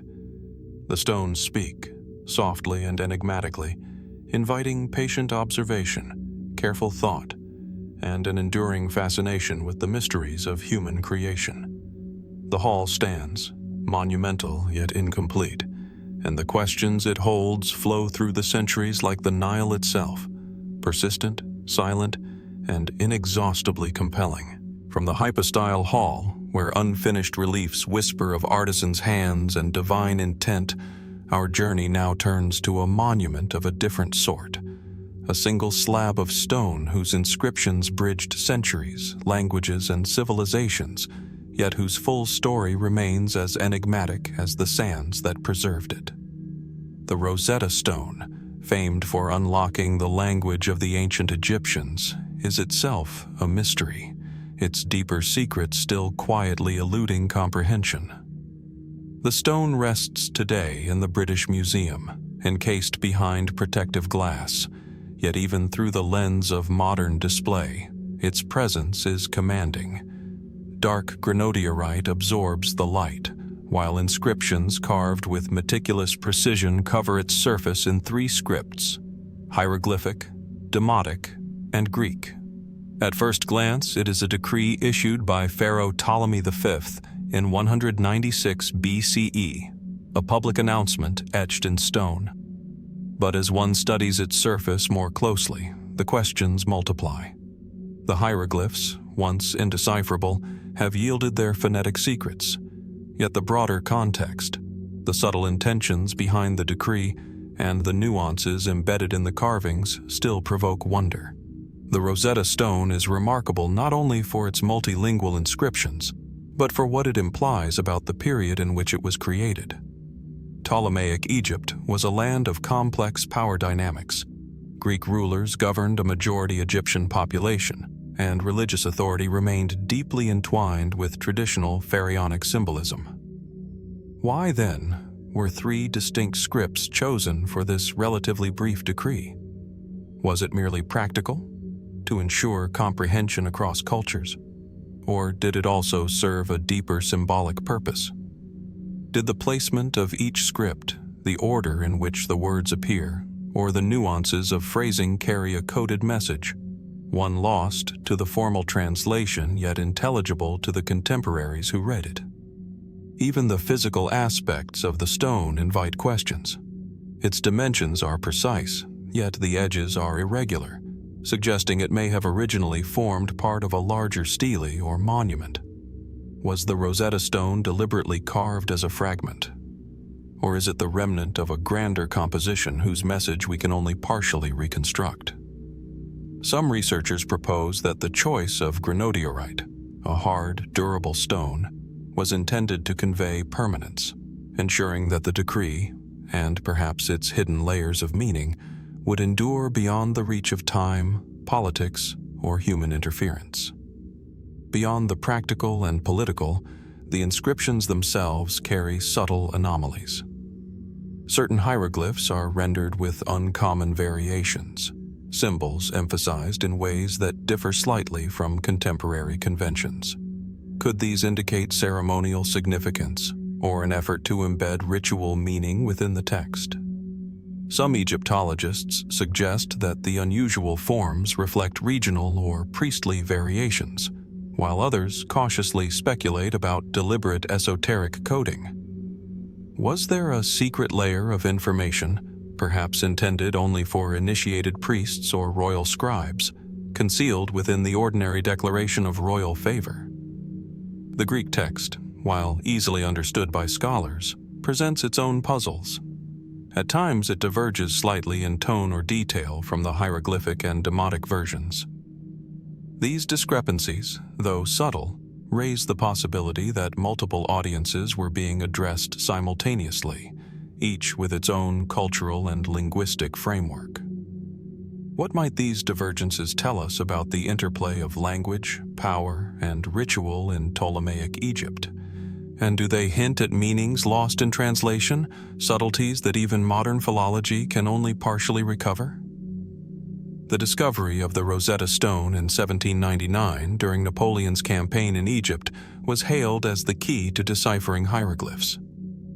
Jean-François Champollion's breakthrough in 1822 indeed unlocked the phonetic structure of the script, yet the stone continues to provoke curiosity in ways unrelated to translation. Its survival, its precise inscriptions, and the context in which it was commissioned all suggest intentionality beyond the literal decree. Could the stone have been designed to endure not only as a message, but as a ritual or symbolic object, embedding layers of meaning for both the living and the divine? Fringe theories, while speculative, explore the possibility that the Rosetta Stone's hieroglyphs encode more than language. Some researchers suggest that mathematical patterns, astronomical references, or ceremonial instructions may be hidden within the arrangement of symbols. While these ideas remain controversial, they underscore the enduring fascination with a stone that is both a key and a riddle. Every line, every repetition, and every choice of script invites reflection on the sophistication of a civilization capable of such multi-layered communication. Even the stone's later journey raises questions. Transported from Egypt to France, then seized by the British, its removal from its original context leaves modern viewers with a fragment of a story, removed from landscape, ritual, and local memory. What might have been understood by those who first approached it in situ, in the temple or public space for which it was carved, that we can no longer perceive. How did the original placement, orientation, and surrounding architecture contribute to the stone's meaning, ceremonial, political, or symbolic? Today, the Rosetta Stone sits quietly in the museum, admired, studied, and replicated, yet it still retains an air of secrecy. It is both a triumph of human ingenuity and a reminder of history's elusive depths. Scholars continue to study the details of the inscriptions, the material, and the context, searching for new insights into Ptolemaic culture, language, and ritual practice. And still, the stone's presence feels almost alive, as if it guards a truth just beyond the reach of modern understanding. As we stand before it, one cannot help but reflect on the enduring mystery it represents. What other knowledge, cultural nuance, or symbolic encoding remains hidden within the Rosetta Stone's surfaces? Was it meant only as a practical decree, or as a carefully layered artifact designed to outlast time and speak to generations yet unborn? The stone endures, carved with precision and purpose, yet whispering secrets that continue to elude us. And as we trace the grooves of its ancient inscriptions, we are reminded that every artifact of Egypt, no matter how well studied, carries within it mysteries waiting for those patient and curious enough to seek them. From the Rosetta Stone, whose inscriptions opened the door to ancient Egyptian language and yet left layers of mystery intact, our journey moves deeper into the sacred heartlands of Upper Egypt, to a place where history, ritual, and enigma converge, the Temple of Abydos. Unlike Edfu or Karnak, Abydos is not immediately recognizable by towering pylons or monumental statuary. Its power lies in memory, myth, and the riddles embedded within its stones, echoes of a civilization's attempts to map the sacred, the royal, and the eternal. Nestled along the fertile west bank of the Nile, Abydos rises from the desert plain in muted ochres and golds, its walls weathered by millennia of wind and sun. The temple's architecture is deceptively austere. Long, colonnaded halls, sanctuaries lined with finely carved reliefs, and corridors that seem to stretch toward eternity. The air here is dry and still, carrying a sense of quiet authority, as if the stones themselves remember ceremonies performed in shadowed sanctuaries thousands of years ago. Every surface is a palimpsest of devotion, yet upon closer inspection, anomalies and unanswered questions emerge, details that challenge conventional understanding. One of Abydos's most captivating mysteries is its association with the Osiris cult. The temple was built as a focal point for the worship of Osiris, god of the afterlife and resurrection, and for the veneration of early dynastic kings. Reliefs depict kings offering homage to Osiris, while symbolic representations of the Nile and celestial elements intertwine with scenes of ritual. Yet some depictions are puzzling. Unusual arrangements of symbols, figures whose gestures defy conventional interpretation, and hieroglyphs that appear in sequences otherwise unseen elsewhere. Could these represent esoteric knowledge, secret rituals reserved for initiates, or simply artistic variation now lost to time? Perhaps the most striking enigma of Abydos is the so-called King List, a series of carvings that chronicles the names of pharaohs from the earliest dynasties through the New Kingdom. The list is incomplete, selective, and occasionally contradictory. Some rulers are omitted entirely. Others appear under different titles or with subtle alterations. Why were certain names excluded? Was it political, a reflection of dynastic rivalry, or an intentional spiritual choice tied to religious doctrine? The list seems at once a historical record and a ritual object, blending fact with selective memory, yet its full logic remains elusive. The temple's architecture also raises questions. Certain chambers are unusually narrow or sealed in ways that seem impractical for ordinary ritual use. Some reliefs and inscriptions appear deliberately concealed behind layers of stone or positioned in spaces accessible only to the highest-ranking priests. Were these design choices practical, symbolic, or both? Did they reflect a deeper understanding of sacred geometry, a knowledge of astronomy, or even principles that modern researchers have yet to grasp? Artifacts and offerings found at Abydos deepen the mystery. Figurines, ceremonial palettes, and votive items suggest a rich tapestry of worship, yet some objects appear anomalous, bearing symbols, shapes, or craftsmanship not found in contemporaneous sites. Were these offerings tied to specific rituals whose meanings are now lost, or did they serve as symbolic links between the mortal and divine realms, encoded with significance that only the original practitioners could interpret? Abydos is also entwined with celestial and temporal mysteries. Certain alignments within the temple correspond to solar events, and some reliefs suggest observations of stellar patterns. Could the temple have functioned as more than a site of devotion, a cosmic observatory, a ritual calendar, or a guide for the soul's journey after death? The precision and care of the carvings imply an intimate understanding of cycles, measurement, and symbolic resonance, yet their full intent is veiled, leaving modern researchers to interpret the evidence cautiously. Even the surrounding necropolis contributes to Abydos enigmas. Royal and elite burials extend across the desert, some of them remarkably intact, others buried beneath centuries of sand and sediment. Tombs of early dynastic kings were discovered here, yet their contents are inconsistent with what might be expected from such prominent rulers. Certain mummies, funerary objects, and architectural features seem anomalous, prompting questions about burial practices, ritual priorities, or even deliberate concealment of knowledge. Were these choices motivated by politics, religious considerations, or esoteric purposes? Fringe interpretations, cautiously explored by some scholars, suggest Abydos may encode information about Egypt's earliest dynasties, ritual cosmology, or even mythic events interpreted as historical memory. Some propose that carvings of unusual animals, strange hieroglyph sequences, or unconventional scenes may reflect knowledge that has no surviving textual counterpart. While speculative, these interpretations underscore the persistent allure of Abydos, a site where history, ritual, and symbolism intertwine, and where the past resists full comprehension. The human dimension of Abydos is equally compelling.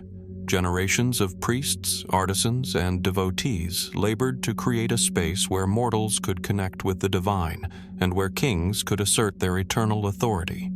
Their work was precise, deliberate, and infused with meaning, yet we are left with fragments, an incomplete narrative, glimpses of ritual, and a temple that still guards its secrets behind stone walls and shadowed corridors. Standing in the temple of Abydos today, one senses the weight of time and the presence of countless hands that built, carved, and worshipped here. The reliefs speak quietly, the columns hold memory, and the spaces between them seem to hum with questions we cannot yet answer. Each carving, alignment, and object is a clue, yet the full puzzle remains just beyond our reach. And so we are drawn once more into contemplation. What truths did the builders intend to preserve, and what knowledge was encoded in ways we may never fully decipher? Are the temple's mysteries simply lost to history, or do they await discovery by those who approach with patience, care, and curiosity? Abydos endures, a silent witness to devotion, power, and the unfathomable depth of human imagination. The riddles of its stones persist, inviting us to continue the search, to wonder, and to marvel at the ancient world's enduring enigmas. From the shadowed sanctuaries and stone corridors of Abydos, where ritual and memory intertwine, our exploration now flows southward along the Nile to the sun-scorched granite quarries of Aswan, a place where ancient artisans sought to reach the heavens in stone, yet left one of their most ambitious projects mysteriously incomplete. Here lies the unfinished obelisk, a colossal monolith that still rests partially attached to the bedrock, a silent testament to both human ingenuity and the enigmatic forces that halted its creation. The obelisk dominates the quarry, lying on its side in a shallow trench, over 42 meters long and estimated to weigh more than 1,000 tons had it been completed. Its sheer scale is breathtaking. Even in its unfinished state, it exerts a presence that commands the surrounding desert. Smooth surfaces contrast with jagged fractures where work abruptly ceased, revealing the layers of granite that were being meticulously shaped. The artisan's marks, lines, chisel grooves, and tool impressions remain visible, frozen in time, offering a rare window into the techniques and ambitions of ancient Egyptian stoneworkers. Construction of obelisks was an immense undertaking, requiring precision, planning, and an intimate understanding of both materials and physics. Yet this particular monolith was never completed. Scholars generally suggest that cracks appeared in the granite during its carving, rendering it unusable. The fissures run through the stone in subtle, almost imperceptible patterns, evidence of internal stress, yet their precise cause is still debated. Could a natural flaw alone have stopped such a determined workforce? Or was there a more profound reason why this obelisk was abandoned, leaving it to lie incomplete for millennia? The quarry itself adds layers of intrigue. Surrounding the unfinished monolith are tool marks and partially carved fragments, suggesting that workers labored methodically, yet progress halted abruptly. The arrangement of the obelisk within the bedrock, the direction of its intended extraction, and the orientation relative to other quarries and temples all hint at careful planning. Ancient engineers must have known the risks involved in such a massive endeavor, yet they began work anyway. Did the halt occur due to a miscalculation, or were there warnings, perhaps cracks forming or subtle shifts in the granite that were interpreted as omens by the priests overseeing the project? Even the techniques employed raise questions. Ancient sources describe methods for raising obelisks using ramps, sledges, and rope systems, yet the unfinished obelisk exceeds the size of most surviving examples. How did the builders intend to transport and erect a stone of this magnitude? Modern engineers have studied the site extensively, attempting to reconstruct the process, yet many details remain uncertain. Did the Egyptians possess lost methods of leverage, lubrication, or counterweight that allowed them to manage stones of such size? Or were these techniques deliberately concealed, known only to a select few master artisans and temple officials? The obelisk also poses symbolic mysteries. Obelisks were not merely architectural features, they were sacred markers, often associated with the sun god Ra, intended to connect the earth with the heavens. The unfinished state of this particular monolith invites reflection. Could it have been abandoned because it failed to meet spiritual or ritual criteria, rather than purely structural ones? In a civilization where cosmic alignment and divine favor were paramount, might the emergence of a flaw in the stone have been interpreted as a warning, a signal that the obelisk could not fulfill its sacred purpose? Fringe interpretations cautiously explore the notion that the obelisk's abandonment may have concealed knowledge of engineering or symbolic design. Some suggest that subtle markings within the granite may indicate advanced understanding of geometry, astronomy, or even acoustics, an expertise embedded in stone, yet never realized in a completed monument. While these theories remain speculative, they highlight the depth of skill, intention, and precision required in ancient Egyptian monumental construction, and the ways in which what was left incomplete can be as revealing as what was finished. The human story embedded in the unfinished obelisk is as compelling as the stone itself. Teams of artisans, laborers, and overseers must have labored for months, perhaps years, shaping the granite with painstaking care. The sudden cessation of work suggests a moment of crisis, frustration, or perhaps recognition of limitations, whether practical, material, or spiritual. What must it have felt like to dedicate immense effort to a project, only to leave it incomplete, knowing its intended glory would never be realized? And how did the ancient community interpret this interruption, merely as misfortune, or as a sign from the divine? Today, the obelisk lies silent in its quarry, exposed to sun and wind, yet remarkably preserved. Visitors can walk along its length, trace the unfinished grooves, and imagine the scale of the operation and the skill required to attempt such a feat. The surrounding quarry tells a story of human ambition and the limits of control over natural forces, a narrative at once technical, symbolic, and enigmatic. Even after millennia, the unfinished obelisk communicates through absence and incompletion, as much as through its monumental presence. As we consider this colossal stone, questions endure. Was the halt purely accidental, or guided by ritual or spiritual judgment? Did the workers and overseers possess knowledge that has since been lost, techniques capable of moving and raising immense granite blocks, or insights into the sacred that we cannot reconstruct? And what might other unfinished projects, hidden or yet undiscovered, reveal about the intersection of ambition, belief, and ingenuity in ancient Egypt? The unfinished obelisk remains, silent and immovable, yet alive with questions. It is a monument to human aspiration, a testament to skill and devotion, and a reminder that even in the grandeur of ancient Egypt, some ambitions were left incomplete, preserving mysteries for those patient and curious enough to seek them. In the shadow of this giant stone, the desert seems to hold its breath, and the past invites us to wonder at what might have been and what secrets remain buried in granite and sand. From the granite quarries of Aswan, where the unfinished obelisk lies frozen in time, our journey moves northward once more to the necropolis of Saqqara, where the sands conceal the remnants of Egypt's earliest monumental architecture. Here stands, or once stood, the lost temple of Pharaoh Djoser, a structure overshadowed by his famous step pyramid, yet shrouded in mysteries that continue to puzzle archaeologists and historians alike. Approaching the site, one is struck by the desolate beauty of the surrounding desert. The step pyramid rises like a jagged silhouette against the horizon, but nearby, the foundations of Djoser's mortuary temple lie scattered and fragmented.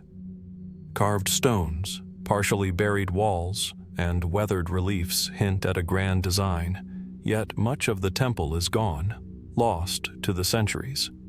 Even the original layout, reconstructed from ruins and archaeological evidence, reveals glimpses of sophistication, vast courtyards, ceremonial halls, and enclosures designed with precision, all intended to guide the soul of the pharaoh into eternity.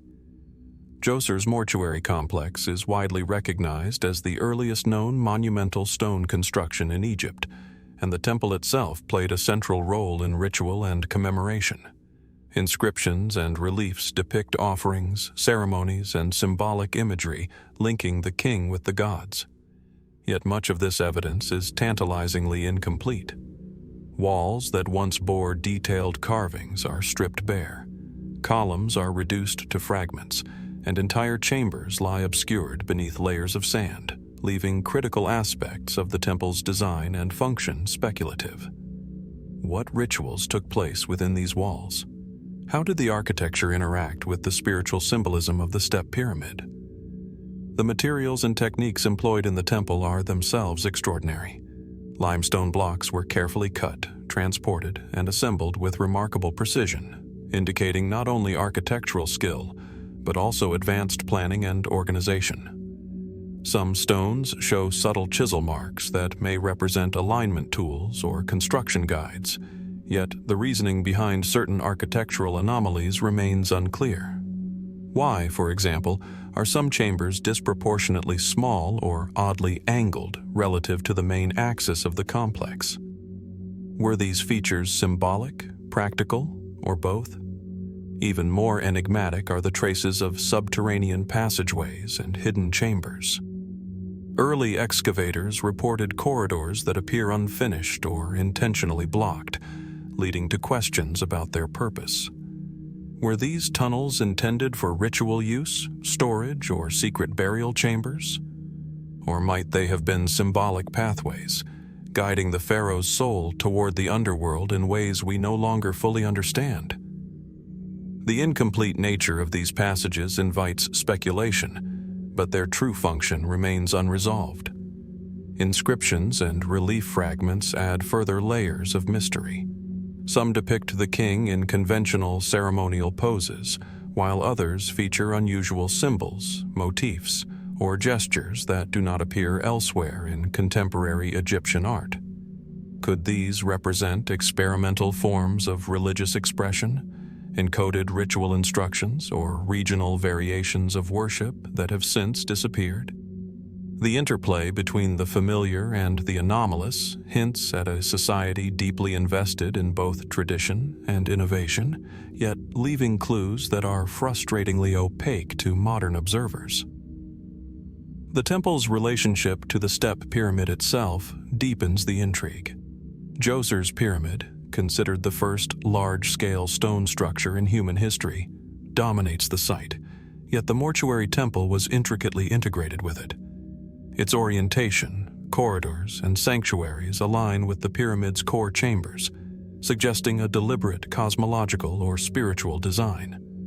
Was the temple intended primarily as a venue for daily ritual, or did it serve as a symbolic map of the afterlife, linking the king's earthly and divine journeys? The answer remains elusive, hidden in fragments of stone and sand. The human dimension of this mystery is compelling. Thousands of workers, artisans, and priests labored to construct and maintain the temple and its surrounding complex. The scale of the project implies meticulous coordination, resource management, and knowledge of both engineering and spiritual ritual. Yet for all this effort, much of the temple has vanished, leaving only echoes of its former grandeur. What unforeseen circumstances, natural disaster, human intervention, or the passage of time conspired to erase so much of Djoser's sacred precinct? And what might remain, still buried beneath the desert, waiting to reveal insights into early dynastic Egypt? Fringe theories occasionally explore the possibility that Djoser's mortuary complex held knowledge or symbolism that extended beyond conventional ritual. Some researchers speculate about encoded astronomical alignments, sacred geometry, or ceremonial practices lost to history. While these ideas remain unproven, they highlight the capacity of the site to provoke wonder, inviting questions about how early stone architecture could simultaneously function as monument, ritual space, and repository of esoteric knowledge. Walking among the ruins, one senses both grandeur and fragility, the ambition of a pharaoh reaching toward eternity, tempered by the inexorable forces of time. Every fragment of stone, every trace of carving, is a reminder of human ingenuity and its limits, and of the mysteries that ancient societies encoded in ways that resist total comprehension. And so, the lost temple of Pharaoh Djoser remains a site of enduring enigma. What rituals, knowledge, or symbolism did it preserve? How did it interact with the step pyramid, and why has so much of it vanished? Beneath the sands lie secrets that may never be fully revealed, yet the fragments that remain continue to speak, quietly, patiently, and mysteriously, inviting us to explore, to wonder, and to reflect on the early dawn of monumental civilization in Egypt. From the sun-baked sands of Saqqara, where the lost temple of Pharaoh Djoser hints at early dynastic grandeur, our journey now turns to a singular object that has inspired awe, reverence, and speculation for millennia: the Benben stone. Often described as the primordial mound of creation, this enigmatic object sits at the very heart of Egyptian cosmology, its physical and symbolic presence bridging the tangible and the divine. The Benben stone, traditionally associated with the temple of the sun god Ra at Heliopolis, is a small, pyramid-shaped obelisk or sacred stone, its surface smoothed and worn by the passage of countless generations. Though modest in size compared to monumental architecture, its significance is immense. Ancient texts describe it as the point from which the first rays of creation emerged, the origin of life and order from the chaos of the primordial waters. To the eye, it appears simple, almost austere, a single stone, sharply angled, resting upon a pedestal or altar. Yet in its simplicity lies a depth of mystery, for it embodies both physical presence and profound spiritual meaning. Archaeologists and Egyptologists have long debated the Benben stone's material, purpose, and original location. Some suggest it was made of diorite, granite, or other sacred stone, chosen not merely for durability but for symbolic resonance. The sharp apex is thought to channel sunlight, perhaps serving as a focal point for ritual, an axis connecting the earthly and celestial realms. Could the stone itself have been designed to harness natural forces, such as light and shadow, in ways that ancient priests understood but that remain mysterious to us? The physical form of the Benben hints at an intersection of geometry, cosmology, and religious devotion, a combination that may have been intended to communicate divine truths beyond human language. The mythology surrounding the Benben stone deepens its enigma. Heliopolitan texts describe it as the first land to emerge from the watery chaos, the site where the sun god Ra first manifested. It became a symbol of creation, kingship, and divine order, replicated in the shape of pyramids and obelisks throughout Egypt. Yet no surviving record definitively identifies the original Benben stone. References in temple inscriptions, reliefs, and later texts describe it with reverence, but its precise form, dimensions, and even location remain subjects of debate. Was the stone ever a single monolithic object, or a conceptual archetype represented in multiple sacred contexts? And if it did exist as a tangible object, where is it now, and what might it reveal about the earliest religious practices of Egypt? Intriguingly, the Benben stone seems to have been closely associated with ritual and cosmic cycles. Some scholars suggest that sunlight striking its apex at specific times of the year may have played a role in ceremonies, symbolically enacting the emergence of life from primordial waters. Others note that its pyramid-like form was replicated in the step pyramid of Djoser, obelisks of later dynasties, and even temple altars, implying a deep continuity of symbolic language spanning centuries. Was the stone a tool of observation, a marker of celestial events, or a purely symbolic object whose power lay in its mythic significance? Even the linguistic and textual references present enigmas. Ancient Egyptian hieroglyphs refer to the Benben as the first mound and describe offerings, rituals, and mythic events associated with it. Yet interpretations vary widely, and no surviving text provides a full explanation of how the stone functioned within ritual practice. Did priests imbue it with magical potency, or was it revered primarily as a symbol of creation? Could there have been secret knowledge encoded in its proportions, angles, or placement within the temple that guided ceremonial timing or cosmic understanding? Fringe interpretations have emerged over the centuries, proposing that the Benben stone may encode mathematical, astronomical, or metaphysical knowledge. Some suggest that the pyramid shape represents advanced geometric insight, while others speculate on symbolic connections to the sun, celestial alignments, or even lost technology. While such theories remain speculative, they underscore the enduring fascination with an object that straddles the line between physical artifact and spiritual icon. The Benben stone is at once real and conceptual, a tangible focus for worship and an abstract symbol of creation's mysteries. Its influence extends far beyond the original site at Heliopolis. The shape inspired pyramids, obelisks, and ritual altars, each echoing the idea of the Benben as the first point of divine emergence. Yet as these architectural descendants proliferated, the original stone's role becomes ever more elusive. Was it ever intended to be permanent, or was its power inherently linked to ephemerality, sunlight, and ceremony? How much of its meaning depended on the physical object itself, and how much on human imagination, ritual, and devotion? Standing before the imagined site of the Benben stone, one feels both awe and humility. Its simplicity masks complexity. Its smallness conceals profound significance. It invites reflection on creation, divinity, and the human desire to grasp the origins of existence. Each fragmentary inscription, each reference in temple texts, hints at a broader understanding, one that we only glimpse, a world in which stone, light, and ritual converge to express truths beyond words. And yet, questions remain. Where exactly did the original Benben stone reside, and what did it truly look like? Did its form, material, or orientation encode knowledge lost to history? How did priests, kings, and worshippers interact with it, and what secrets might it still hold beneath layers of sand and myth?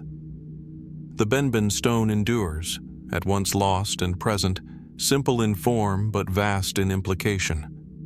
It is a reminder that even the smallest object can carry immense meaning, and that the mysteries of ancient Egypt are often hidden not in scale, but in the quiet power of symbols, ritual, and devotion.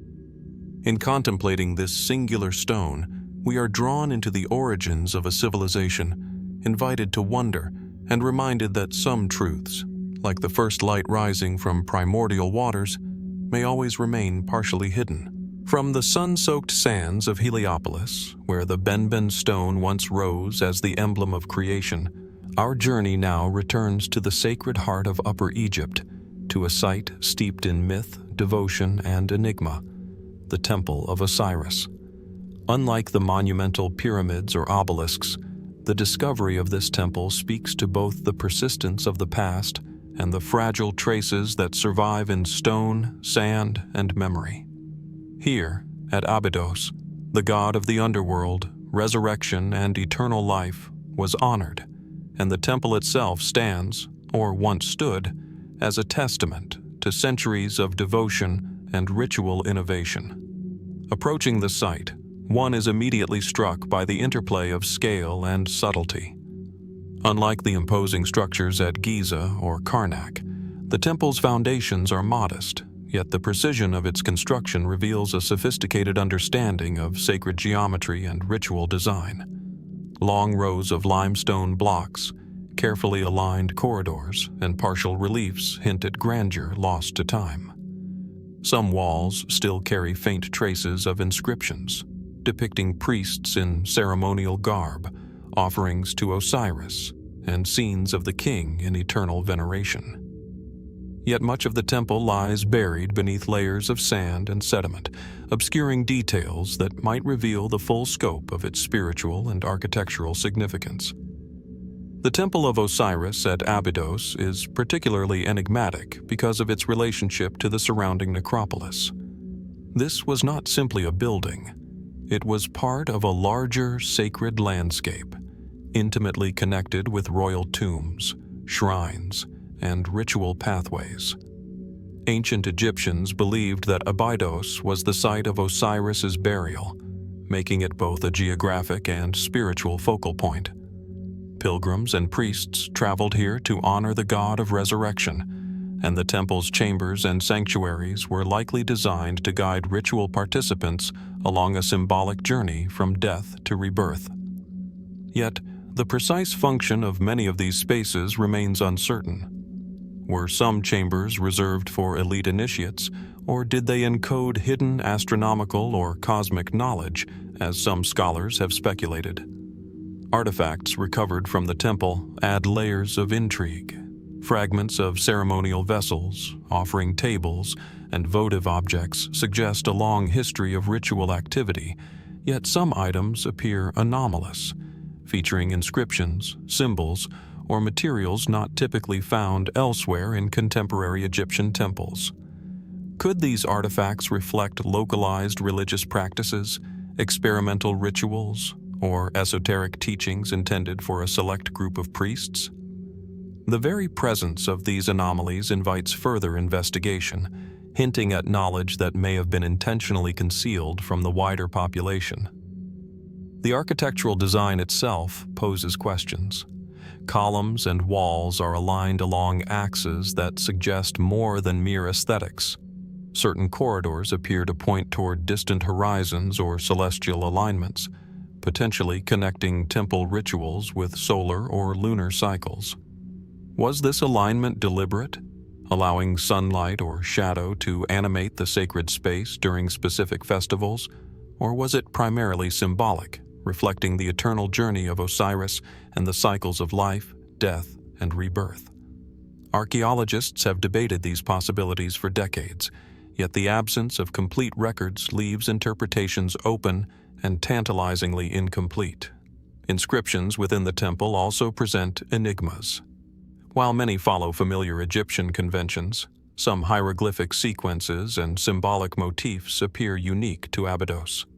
Could these represent regional variants of religious expression, lost linguistic traditions, or even encoded ritual instructions meant for initiates? Scholars note that Osirian temples often incorporate layers of meaning, blending narrative, symbolism, and cosmic reference, suggesting that every relief, column, and corridor could hold multiple layers of interpretation, accessible only to those trained in the sacred knowledge. The human effort behind the temple is staggering. Craftsmen, laborers, and priests worked for years to create a space that was simultaneously functional, symbolic, and eternal. The scale of construction, the precision of stonework, and the continuity of artistic style suggest a society deeply invested in both material achievement and spiritual continuity. Yet for all this effort, much of the temple was lost, eroded, or buried over millennia, leaving only fragments to convey its original purpose. How much knowledge vanished with these ruins? And how did the ancients themselves interpret the incomplete or damaged aspects of their sacred spaces? Speculative theories add another dimension to the mystery. Some researchers propose that the temple may have encoded advanced astronomical knowledge, solar and lunar cycles, or even insights into the afterlife that have yet to be fully decoded. Others focus on its possible role in initiation ceremonies, where the temple functioned as both a physical and spiritual map, guiding the initiate through symbolic stages of death and rebirth. While such interpretations remain tentative, they highlight the temple's potential complexity and the layered intelligence of its creators. Standing at Abydos today, one feels the weight of centuries and the persistence of devotion. The scattered stones, partially preserved reliefs, and hidden foundations whisper of ceremonies performed in silence, of kings and priests striving to connect the mortal world with the divine. Even in ruin, the temple communicates a sense of purpose and sacred intent, inviting contemplation of both the practical and the mystical dimensions of ancient Egyptian life. And yet, the Temple of Osiris remains unfinished in our understanding. Which aspects of ritual, architecture, and symbolism are lost forever, and which may still lie hidden beneath the sands? What knowledge did the ancients encode in the alignment of walls, in the carvings of reliefs, or in the placement of sacred objects? Even after centuries of study, the temple continues to challenge, intrigue, and inspire. The discovery of the Temple of Osiris reminds us that Egypt's greatest mysteries are not confined to monumental pyramids or colossal statues. They often reside in spaces where devotion, symbolism, and human ingenuity converge, quietly resisting full comprehension. In the corridors and sanctuaries of Abydos, the past speaks softly but insistently, inviting us to search, to wonder, and to ponder the eternal mysteries of life, death, and the divine. From the sacred precincts of Abydos, where the Temple of Osiris continues to whisper of ritual and resurrection, our journey now shifts to a more intimate yet equally enigmatic artifact, the coffin of Pharaoh Amenemhat. Unlike the grand stone monuments or sprawling temple complexes, a coffin is personal, its surface a canvas of symbolism, protection, and sometimes mystery. Yet, in Amenemhat's case, the inscriptions and texts adorning his resting place present puzzles that challenge our understanding, offering glimpses into beliefs, knowledge, and intentions that remain partially concealed by time. The coffin itself is imposing in its subtlety. Crafted from finely painted wood, its surface is covered in hieroglyphs, protective spells, and illustrations of divine beings. The eyes of Horus are painted carefully upon its lid, as though to watch over the pharaoh even in death, while the sides depict gods, sacred symbols, and scenes from the underworld. At first glance, these texts appear consistent with the coffin text's tradition, a body of funerary literature that guided the deceased through the afterlife. Yet scholars have long noted that Amenemhat's coffin contains unusual sequences, unexpected omissions, and cryptic symbols that do not conform neatly to known conventions. One striking feature is the way certain spells are arranged. In some cases, the text diverges from the standard order, creating a rhythm or pattern that is difficult to interpret. Was this a deliberate innovation by the scribes, intended to enhance magical potency? Or could it reflect regional or temporal variations in funerary practice, now largely lost to history? Some inscriptions appear to repeat motifs, while others are abbreviated, fragmented, or positioned in ways that suggest layers of meaning inaccessible to the uninitiated. Could these anomalies encode secret knowledge, esoteric instructions, or symbolic connections between the pharaoh and divine forces? The materials and craftsmanship themselves are notable. Pigments have survived remarkably well, revealing careful attention to color and symbolism. Blues and greens denote life and rebirth. Reds signify power and protection. The precision of the hieroglyphs indicates that highly skilled artisans labored meticulously to ensure both aesthetic perfection and ritual efficacy. Yet even with such care, questions remain. Were certain unusual symbols intentional or errors? Did these texts carry hidden significance understood only by the priests, or were they simply the product of experimentation within a living religious tradition? Further mystery arises when examining the coffin in context. Amenemhat was a Middle Kingdom ruler, a period marked by centralization of royal power and codification of religious texts. His coffin, therefore, represents both a continuation and an innovation of funerary tradition. Why, then, does it include content that diverges from other known examples?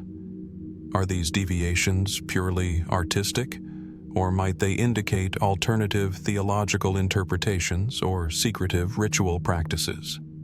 Could the unique arrangement of symbols hint at lost myths, philosophical ideas, or astronomical knowledge that guided the pharaoh's journey beyond death?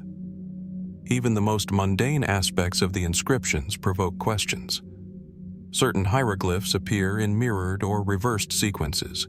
Unusual ligatures combine symbols in ways rarely seen, and some passages include obscure words whose meaning remains uncertain. Egyptologists have proposed explanations ranging from scribal errors to mystical encoding, yet no single theory accounts for all anomalies. Could it be that the coffin's texts were deliberately designed to conceal multiple layers of meaning, accessible only to those initiated into the deepest religious mysteries of the Middle Kingdom? The human dimension is equally compelling.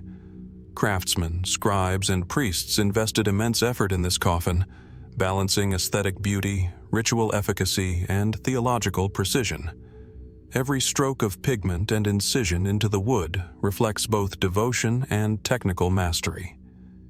And yet, their intentions remain partly veiled, leaving us to ponder what knowledge, belief, or secret purpose guided their hands.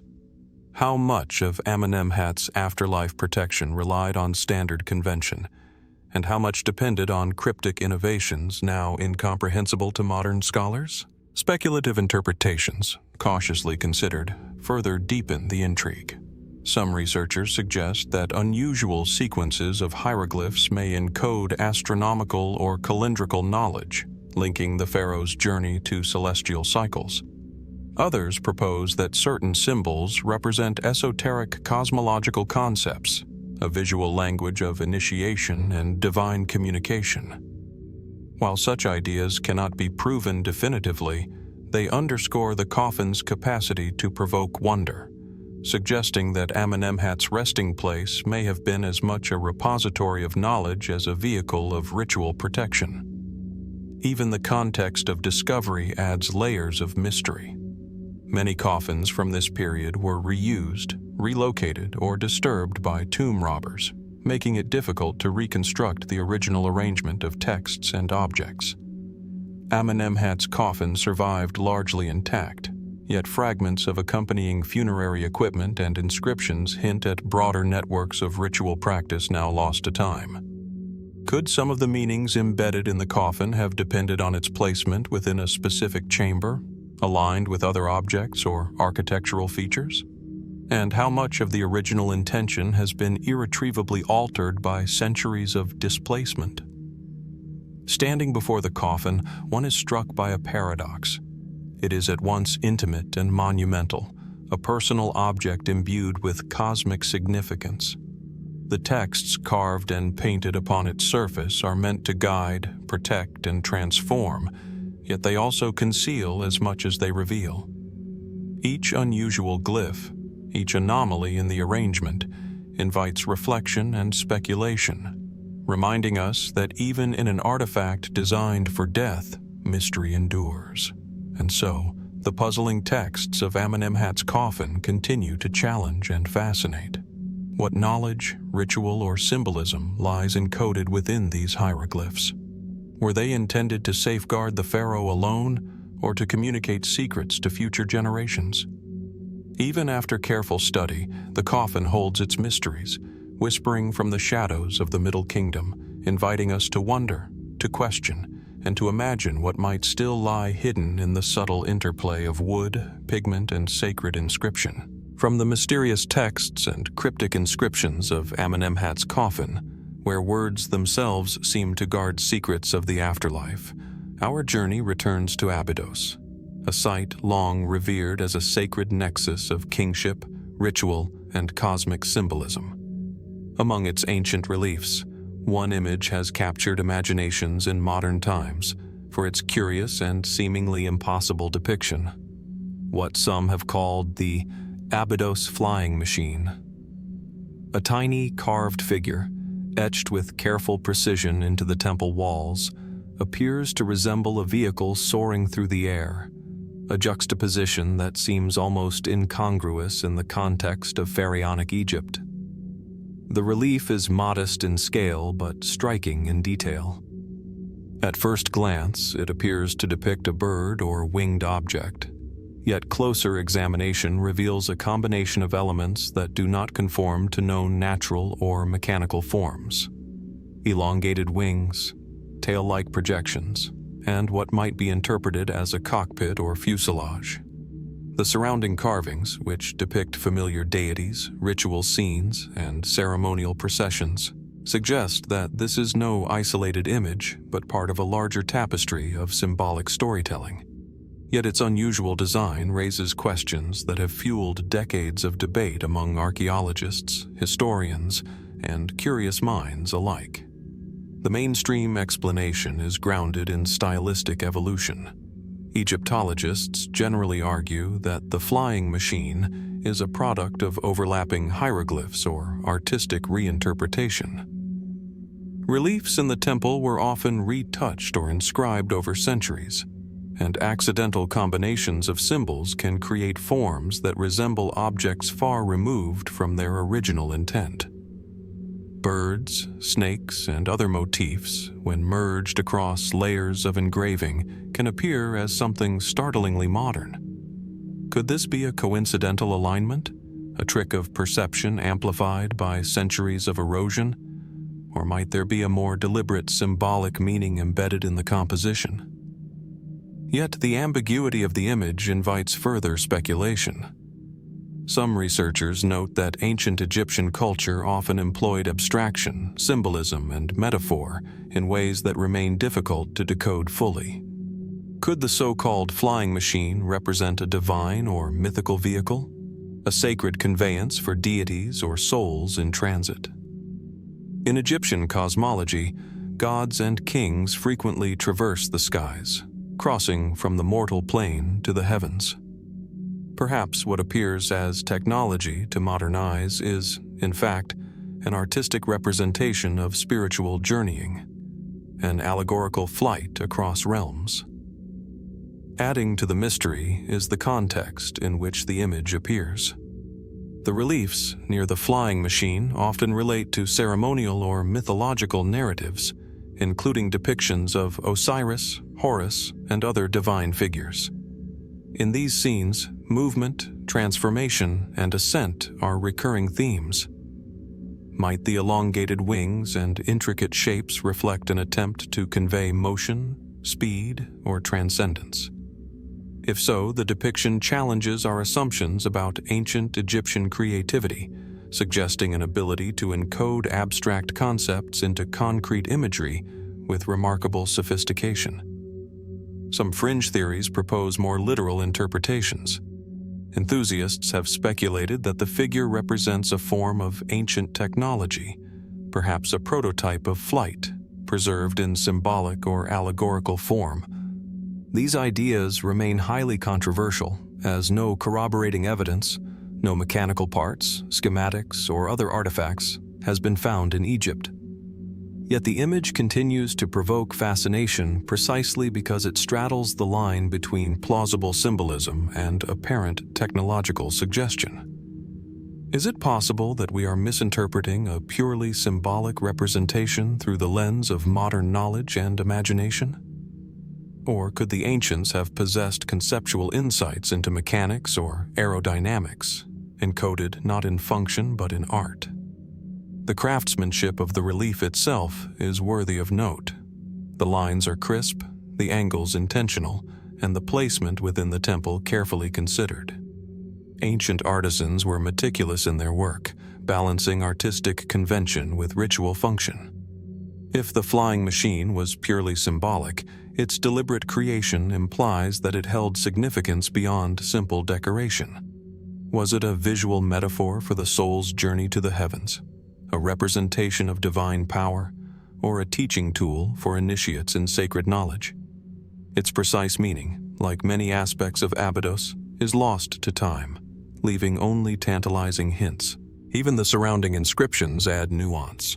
Hieroglyphs adjacent to the image describe offerings, divine interactions, and ceremonial acts, yet none directly explain the enigmatic figure. This deliberate silence, or absence of clarification, may have been intentional, preserving secrecy or mystical significance. In Egyptian tradition, certain knowledge was reserved for priests and initiates, communicated through symbols and layered imagery that resisted casual interpretation. Could this flying machine have functioned in a similar way, a visual cipher understood only by those trained in sacred observation? Visiting the site today, one is struck by the duality of scale and subtlety. The temple's towering columns and intricate reliefs dwarf the human observer, yet the flying machine rewards careful scrutiny, revealing the power of detail and the endurance of mystery. The combination of artistry, mythology, and ambiguity creates a space where the imagination is both guided and restrained, echoing the complex interplay between fact and speculation in the study of ancient Egypt. And so the Abydos flying machine endures as a symbol of the unknown. Does it depict divine travel, allegorical ascent, or the accidental merging of hieroglyphs? Was it a teaching tool for initiates, or merely an abstract expression of motion and transcendence? Even after careful study, the image resists definitive interpretation, a reminder that Egypt's mysteries are not confined to pyramids or coffins, but can emerge in a single relief, carved thousands of years ago, waiting for modern eyes to wonder, question, and imagine. In contemplating this enigmatic figure, we are drawn into the mind of ancient Egypt itself, a civilization that could simultaneously encode profound spiritual truths, experiment with visual abstraction, and create enduring puzzles that continue to challenge our understanding. The flying machine remains, hovering between history and myth, reality and imagination, inviting us to ponder what knowledge might still lie hidden in the shadows of stone and the silence of time. From the enigmatic reliefs of Abydos, where the so-called flying machine hints at the ancients' capacity for symbolism and abstraction, our journey now moves to the heart of Thebes, to the sprawling precinct of Karnak, where some of Egypt's most imposing monuments reach skyward. Among these, the obelisks stand as silent sentinels, towering shafts of stone, carved with inscriptions that gleam in the desert sunlight, both awe-inspiring in scale and mysterious in purpose. The obelisks of Karnak are immediately arresting. Rising as monolithic columns from massive bases, their pointed tips, often capped in electrum or gold, catch the light and reflect it like a beacon across the temple complex. Each one is carved from a single block of granite, quarried from Aswan, and transported hundreds of kilometers with remarkable precision.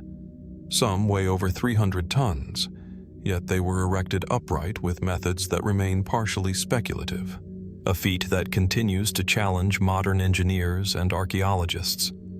The obelisk's surfaces are inscribed with hieroglyphs, records of kings, dedications to gods, and proclamations of power, but the sheer number of symbols and the meticulous precision of their execution suggest layers of meaning that extend beyond mere historical record.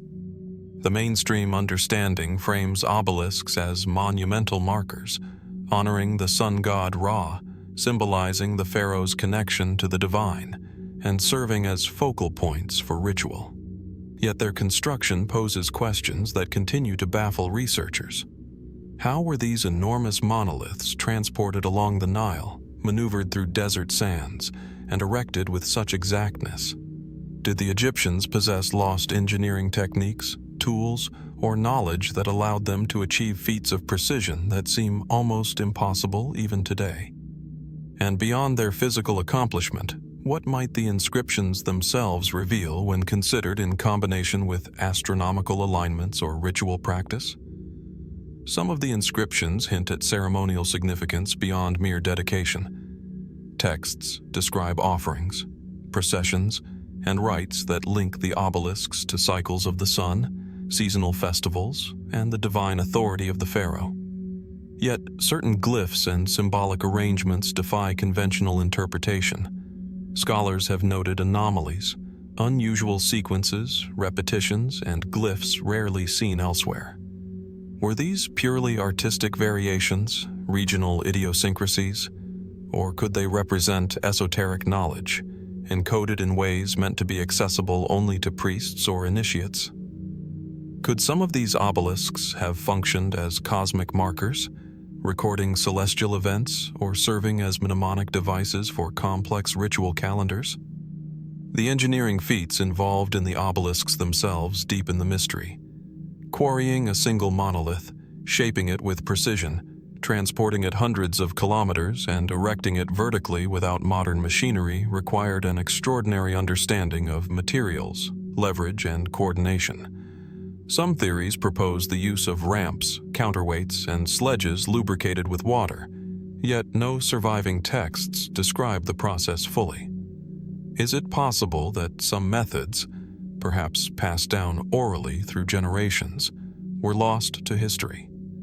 And if so, does that loss obscure not just technical knowledge, but also a deeper understanding of the cultural and symbolic significance embedded in these structures? Even the placement of the obelisks within Karnak suggests layers of intentionality. Some align with the sun's path during solstices, while others appear positioned to complement adjacent temples, pylons, and sanctuaries. Could the obelisks be simultaneously architectural marvels, ritual instruments, and celestial observatories? The ancients were acutely aware of the sky, time, and cycles of the natural world. Might the inscriptions encode astronomical observations, theological concepts, or cosmological principles, accessible only to those trained in sacred knowledge? Fringe theories have long speculated about the obelisk's potential roles as more than ceremonial markers. Some propose that their proportions, angles, or alignment could indicate advanced understanding of geometry, energy, or even lost technologies. While such ideas remain speculative, they underscore the enduring sense of mystery that surrounds these monuments. Even today, when engineers attempt to reconstruct their methods, they encounter challenges that highlight the ingenuity and sophistication of ancient Egyptian construction techniques. The human story behind the obelisks is equally compelling. Thousands of laborers, artisans, and priests labored for years, perhaps decades, to create a single monument, balancing ritual precision, artistic detail, and structural integrity. The inscriptions record the kings who commissioned them, yet the craftsmen's efforts remain largely invisible, except in the subtle perfection of their work. How did they coordinate such vast projects, and what knowledge of mathematics, physics, or logistics guided their hands? And how much of their expertise was intertwined with spiritual understanding, imbuing stone with significance that transcended mere physical accomplishment? Standing before the obelisks of Karnak today, one is struck not only by their monumental scale, but also by their quiet eloquence. The light glances across the hieroglyphs, shadows trace the carved lines, and the desert wind whispers through the temple complex, reminding the observer that these stones were meant to communicate over millennia. They speak not only of kingship and devotion, but of human ambition, ingenuity, and the desire to reach toward the divine. Yet, questions remain. Did the obelisks encode knowledge or rituals lost to time? Were some symbols intended to convey cosmic or metaphysical truths, understood only by a select few? And what might future discoveries reveal about the methods, intentions, and hidden meanings embedded within these towering monoliths? The obelisks of Karnak endure as silent witnesses, both monumental and mysterious, bridging earth and sky, human ambition and divine aspiration. They remind us that even in civilizations so well studied, secrets remain, etched into stone, aligned with the cosmos, and waiting patiently for those willing to look, question, and imagine what might still lie hidden. From the towering obelisks of Karnak, where stone reaches skyward as if to touch the sun itself, our exploration turns inward into the shadowed corridors of the Valley of the Kings, to a tomb that has puzzled Egyptologists for decades. Cave 55. Hidden deep within the arid cliffs near Luxor, this tomb holds a single mysterious mummy, its identity a subject of debate and intrigue since its discovery in 1907. Unlike the grand, clearly marked tombs of pharaohs such as Tutankhamun, Cave 55 offers fragments of information, tantalizing hints, and questions that refuse to be answered definitively.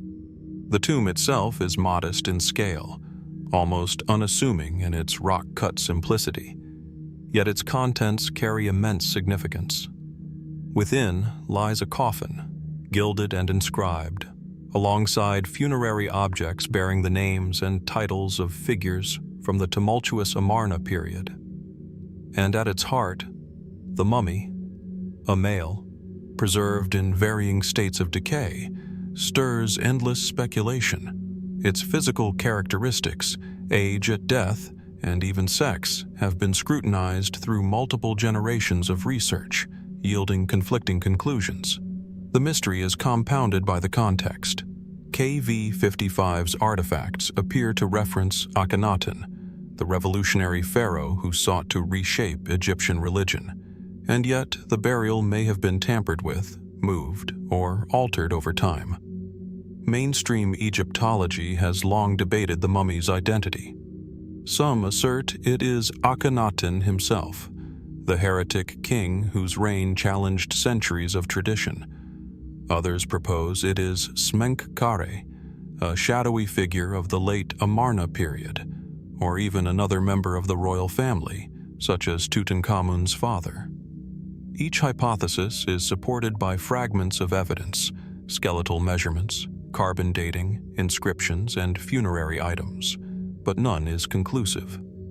The lack of definitive records and the unusual circumstances of the burial leave the mystery unresolved, challenging scholars to interpret incomplete clues from an era already marked by upheaval and religious revolution. The mummy itself adds layers of ambiguity.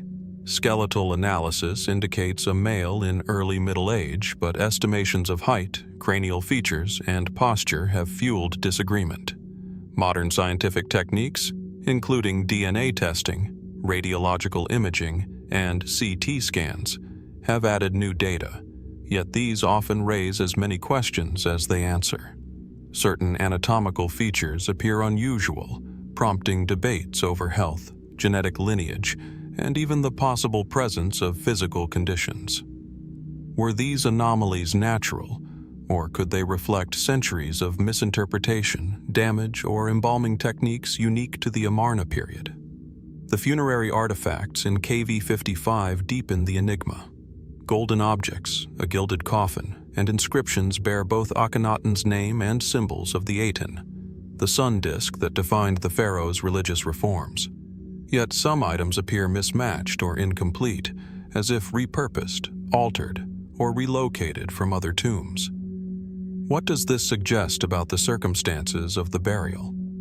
Was the tomb hastily prepared in the wake of political upheaval, or were later caretakers attempting to erase or obscure certain identities? And if so, what motivations drove these alterations? A desire to protect, to honor, or to conceal?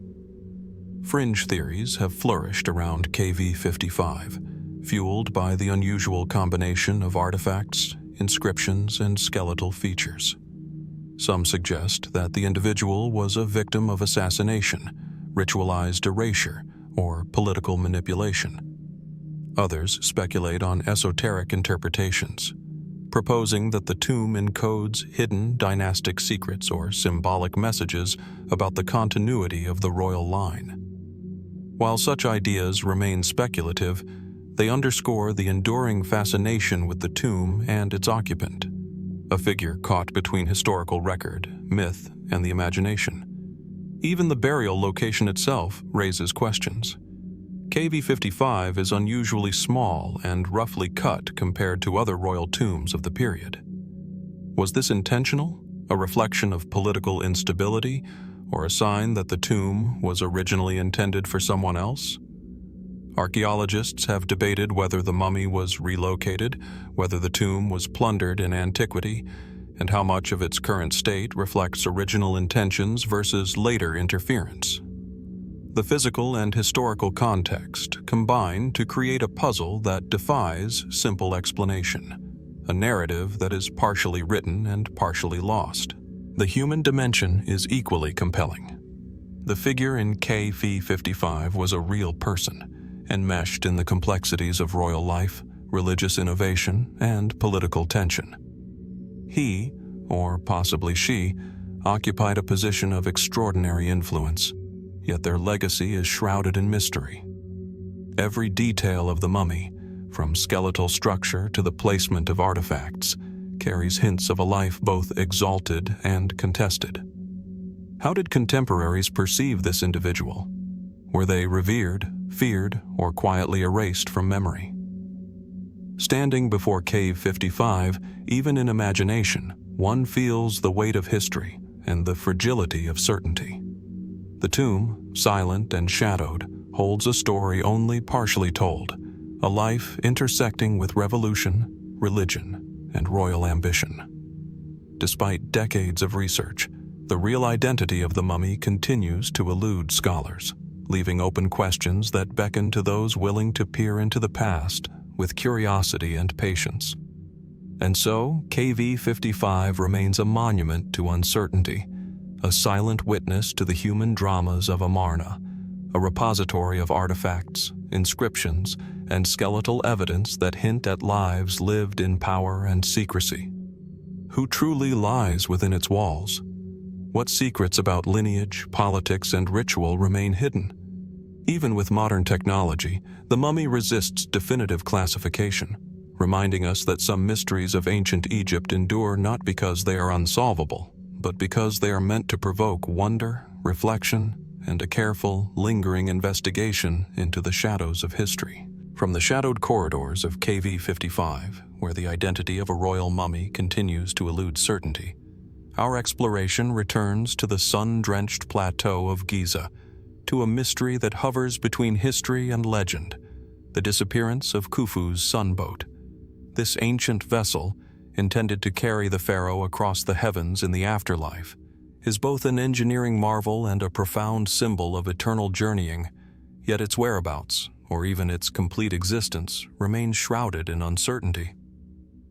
The sunboat is thought to have been constructed from thousands of cedar planks, joined with extraordinary precision to create a vessel capable of transporting Khufu's soul alongside the sun god Ra. Depictions and inscriptions suggest it was more than a physical craft. It was a sacred instrument, bridging earth and sky, life and eternity. The sheer ambition of such a project raises immediate questions. How did the ancient Egyptians acquire, transport, and assemble enormous quantities of imported cedar? And how did they fashion it into a structure both functional and ritually potent without modern tools? Archaeologists in the mid-20th century made a groundbreaking discovery near the base of the Great Pyramid: the remnants of a massive dismantled boat buried within a pit, carefully preserved in sand. This vessel, now reconstructed and displayed at the Giza Solar Boat Museum, has been identified as one of Khufu's funerary ships, but speculation endures. Was this the sunboat intended for celestial voyages, or one of several auxiliary vessels built for ritual purposes? Ancient texts suggest the king may have had multiple solar vessels, each with distinct ceremonial roles. The design of the boat itself is remarkable. It is long, narrow, and exquisitely balanced, with a curvature that evokes both movement and grace. Every joint, every carved element, speaks to mastery over wood, geometry, and buoyancy. Some researchers note subtle anomalies, unusual construction methods, features inconsistent with functional river navigation, or design choices that seem symbolic rather than practical. Could these reflect a vessel meant primarily for spiritual rather than physical travel? Or might they indicate experimental techniques lost to history that allowed the Egyptians to accomplish feats of carpentry that continue to astonish modern engineers? The disappearance of other sunboats adds another layer of intrigue. While the Giza discovery is celebrated, it is possible that multiple vessels built for Khufu and other pharaohs remain hidden beneath the sands, buried or dismantled, their fragments scattered across centuries. Ancient texts and reliefs hint at ritual processions, celestial journeys, and the periodic renewal of solar boats, suggesting that these vessels may have been deliberately interred, symbolically destroyed, or moved for reasons now unknown. How much of this history has been irrevocably lost to time, and how much remains waiting to be uncovered? Even the cultural and symbolic dimensions of the sunboat deepen the mystery. In Egyptian cosmology, the journey of Ra across the sky was both daily and eternal, a cycle of death and rebirth mirrored in the pharaoh's afterlife. To accompany Ra, the king's vessel would have to traverse the celestial ocean, a metaphorical journey encoded in ritual, inscription, and design. Did the sunboat serve as a literal conveyance in the Nile, or was it a spiritual map, an object designed to carry divine energy and cosmic order into eternity? Could aspects of its construction, orientation, or ceremonial use encode knowledge lost to modern scholars? Fringe theories and speculative interpretations abound.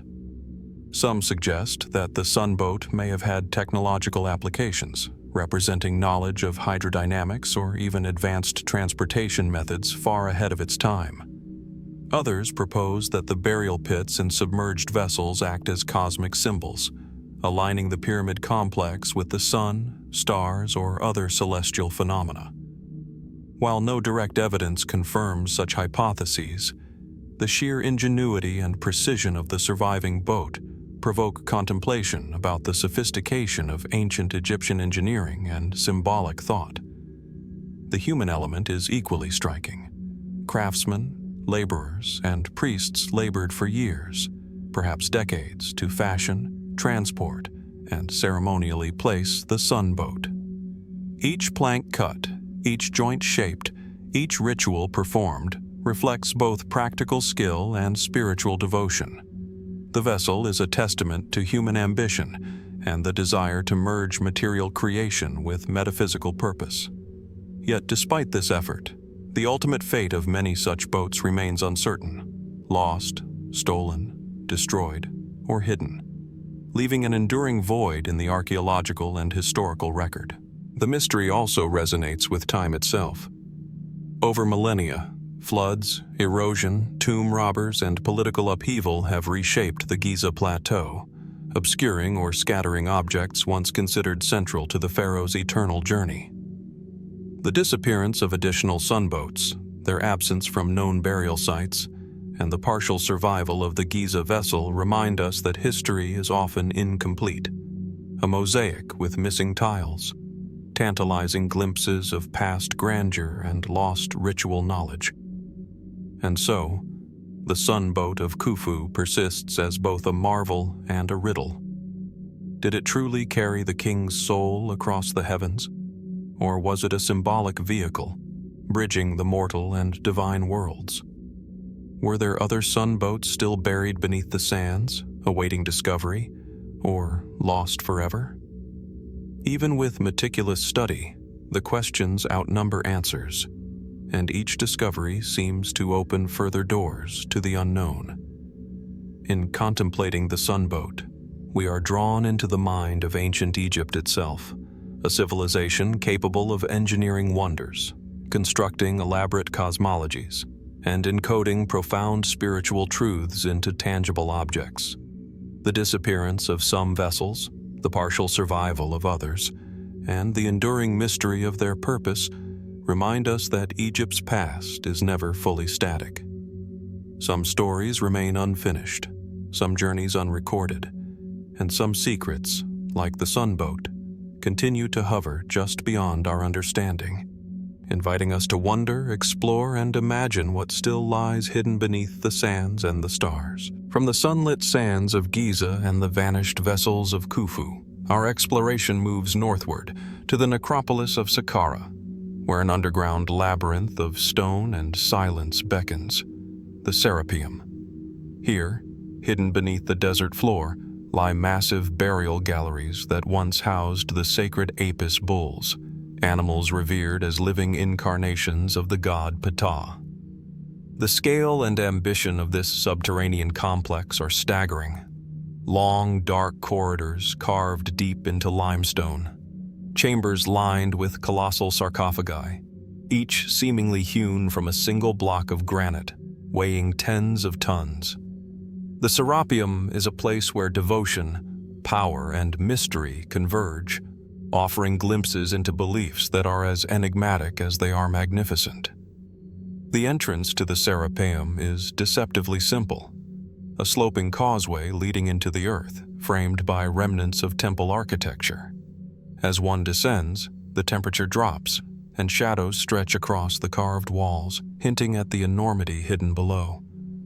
The corridors are lined with alcoves containing gigantic stone coffers, some over 6 meters long, each sealed with lids so precisely fitted that even modern engineers marvel at the feat. Ancient texts indicate that each sarcophagus held a sacred Apis bull, embalmed and interred with ceremonial offerings. Yet the complexity and precision of the architecture raise questions that transcend conventional explanation. How were these enormous stones quarried, transported, and lowered into the subterranean galleries without modern machinery? What knowledge of leverage, geometry, and labor organization allowed the Egyptians to achieve such precision? The Apis cult itself adds layers of intrigue. These bulls were not merely symbolic. They were living deities, cared for in life with immense reverence and buried with elaborate rituals upon death. The Serapeum served as both sanctuary and repository, a place where the divine could dwell among mortals, yet remain hidden from the profane eye. Inscriptions and stelae recount the lives of individual bulls, their divine attributes, and the rites performed for them, yet gaps in the record leave space for mystery. Were there esoteric meanings embedded in the placement of the sarcophagi, or in the arrangement of the galleries themselves? Could the architects have encoded sacred cosmology or astronomical knowledge within the underground layout? The size and craftsmanship of the coffers themselves evoke awe. Each one is a monolithic block, quarried at a distant site, likely Aswan, and transported hundreds of kilometers to Saqqara. The logistics involved are staggering, and yet little is known about the methods employed. Some researchers propose ingenious systems of ramps, sledges, and lubrication, while others suggest that more sophisticated techniques may have been lost to history. Were the builders simply masters of brute engineering, or did their work reflect principles and knowledge that have been forgotten over millennia? Even more curious are anomalies in the inscriptions and placement of the sarcophagi. Some coffers bear hieroglyphic sequences that diverge from standard funerary texts, while others include symbols whose meaning remains elusive. Certain chambers appear to have been abandoned mid-construction, their stone blocks left unpolished, corridors partially excavated. Did these interruptions result from political upheaval, religious reform, or natural disaster?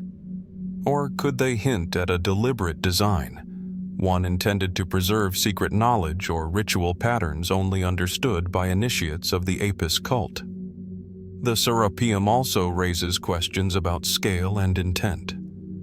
While each bull received extraordinary attention, the underground complex was clearly intended to endure across generations, to safeguard the divine presence for centuries. What does this say about the Egyptians' conception of eternity, divine power, and the interplay between human and divine agency?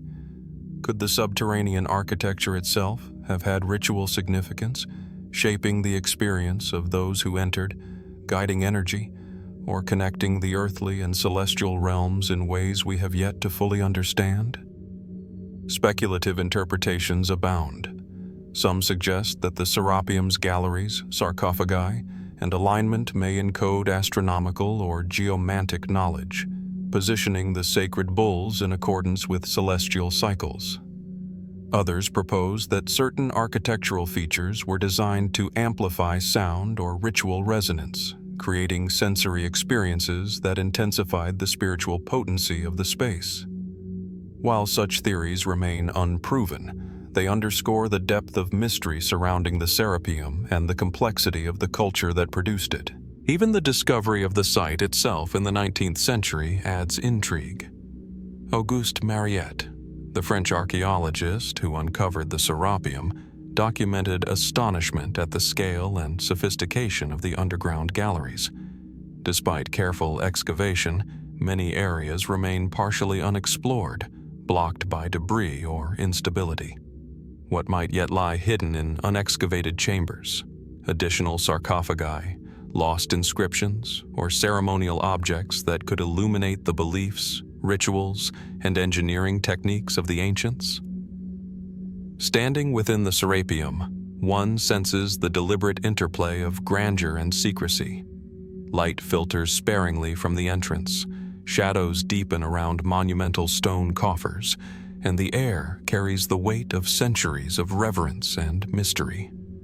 The subterranean world evokes both awe and contemplation, reminding us that the ancient Egyptians designed not only for durability, but for a spiritual resonance that transcends time.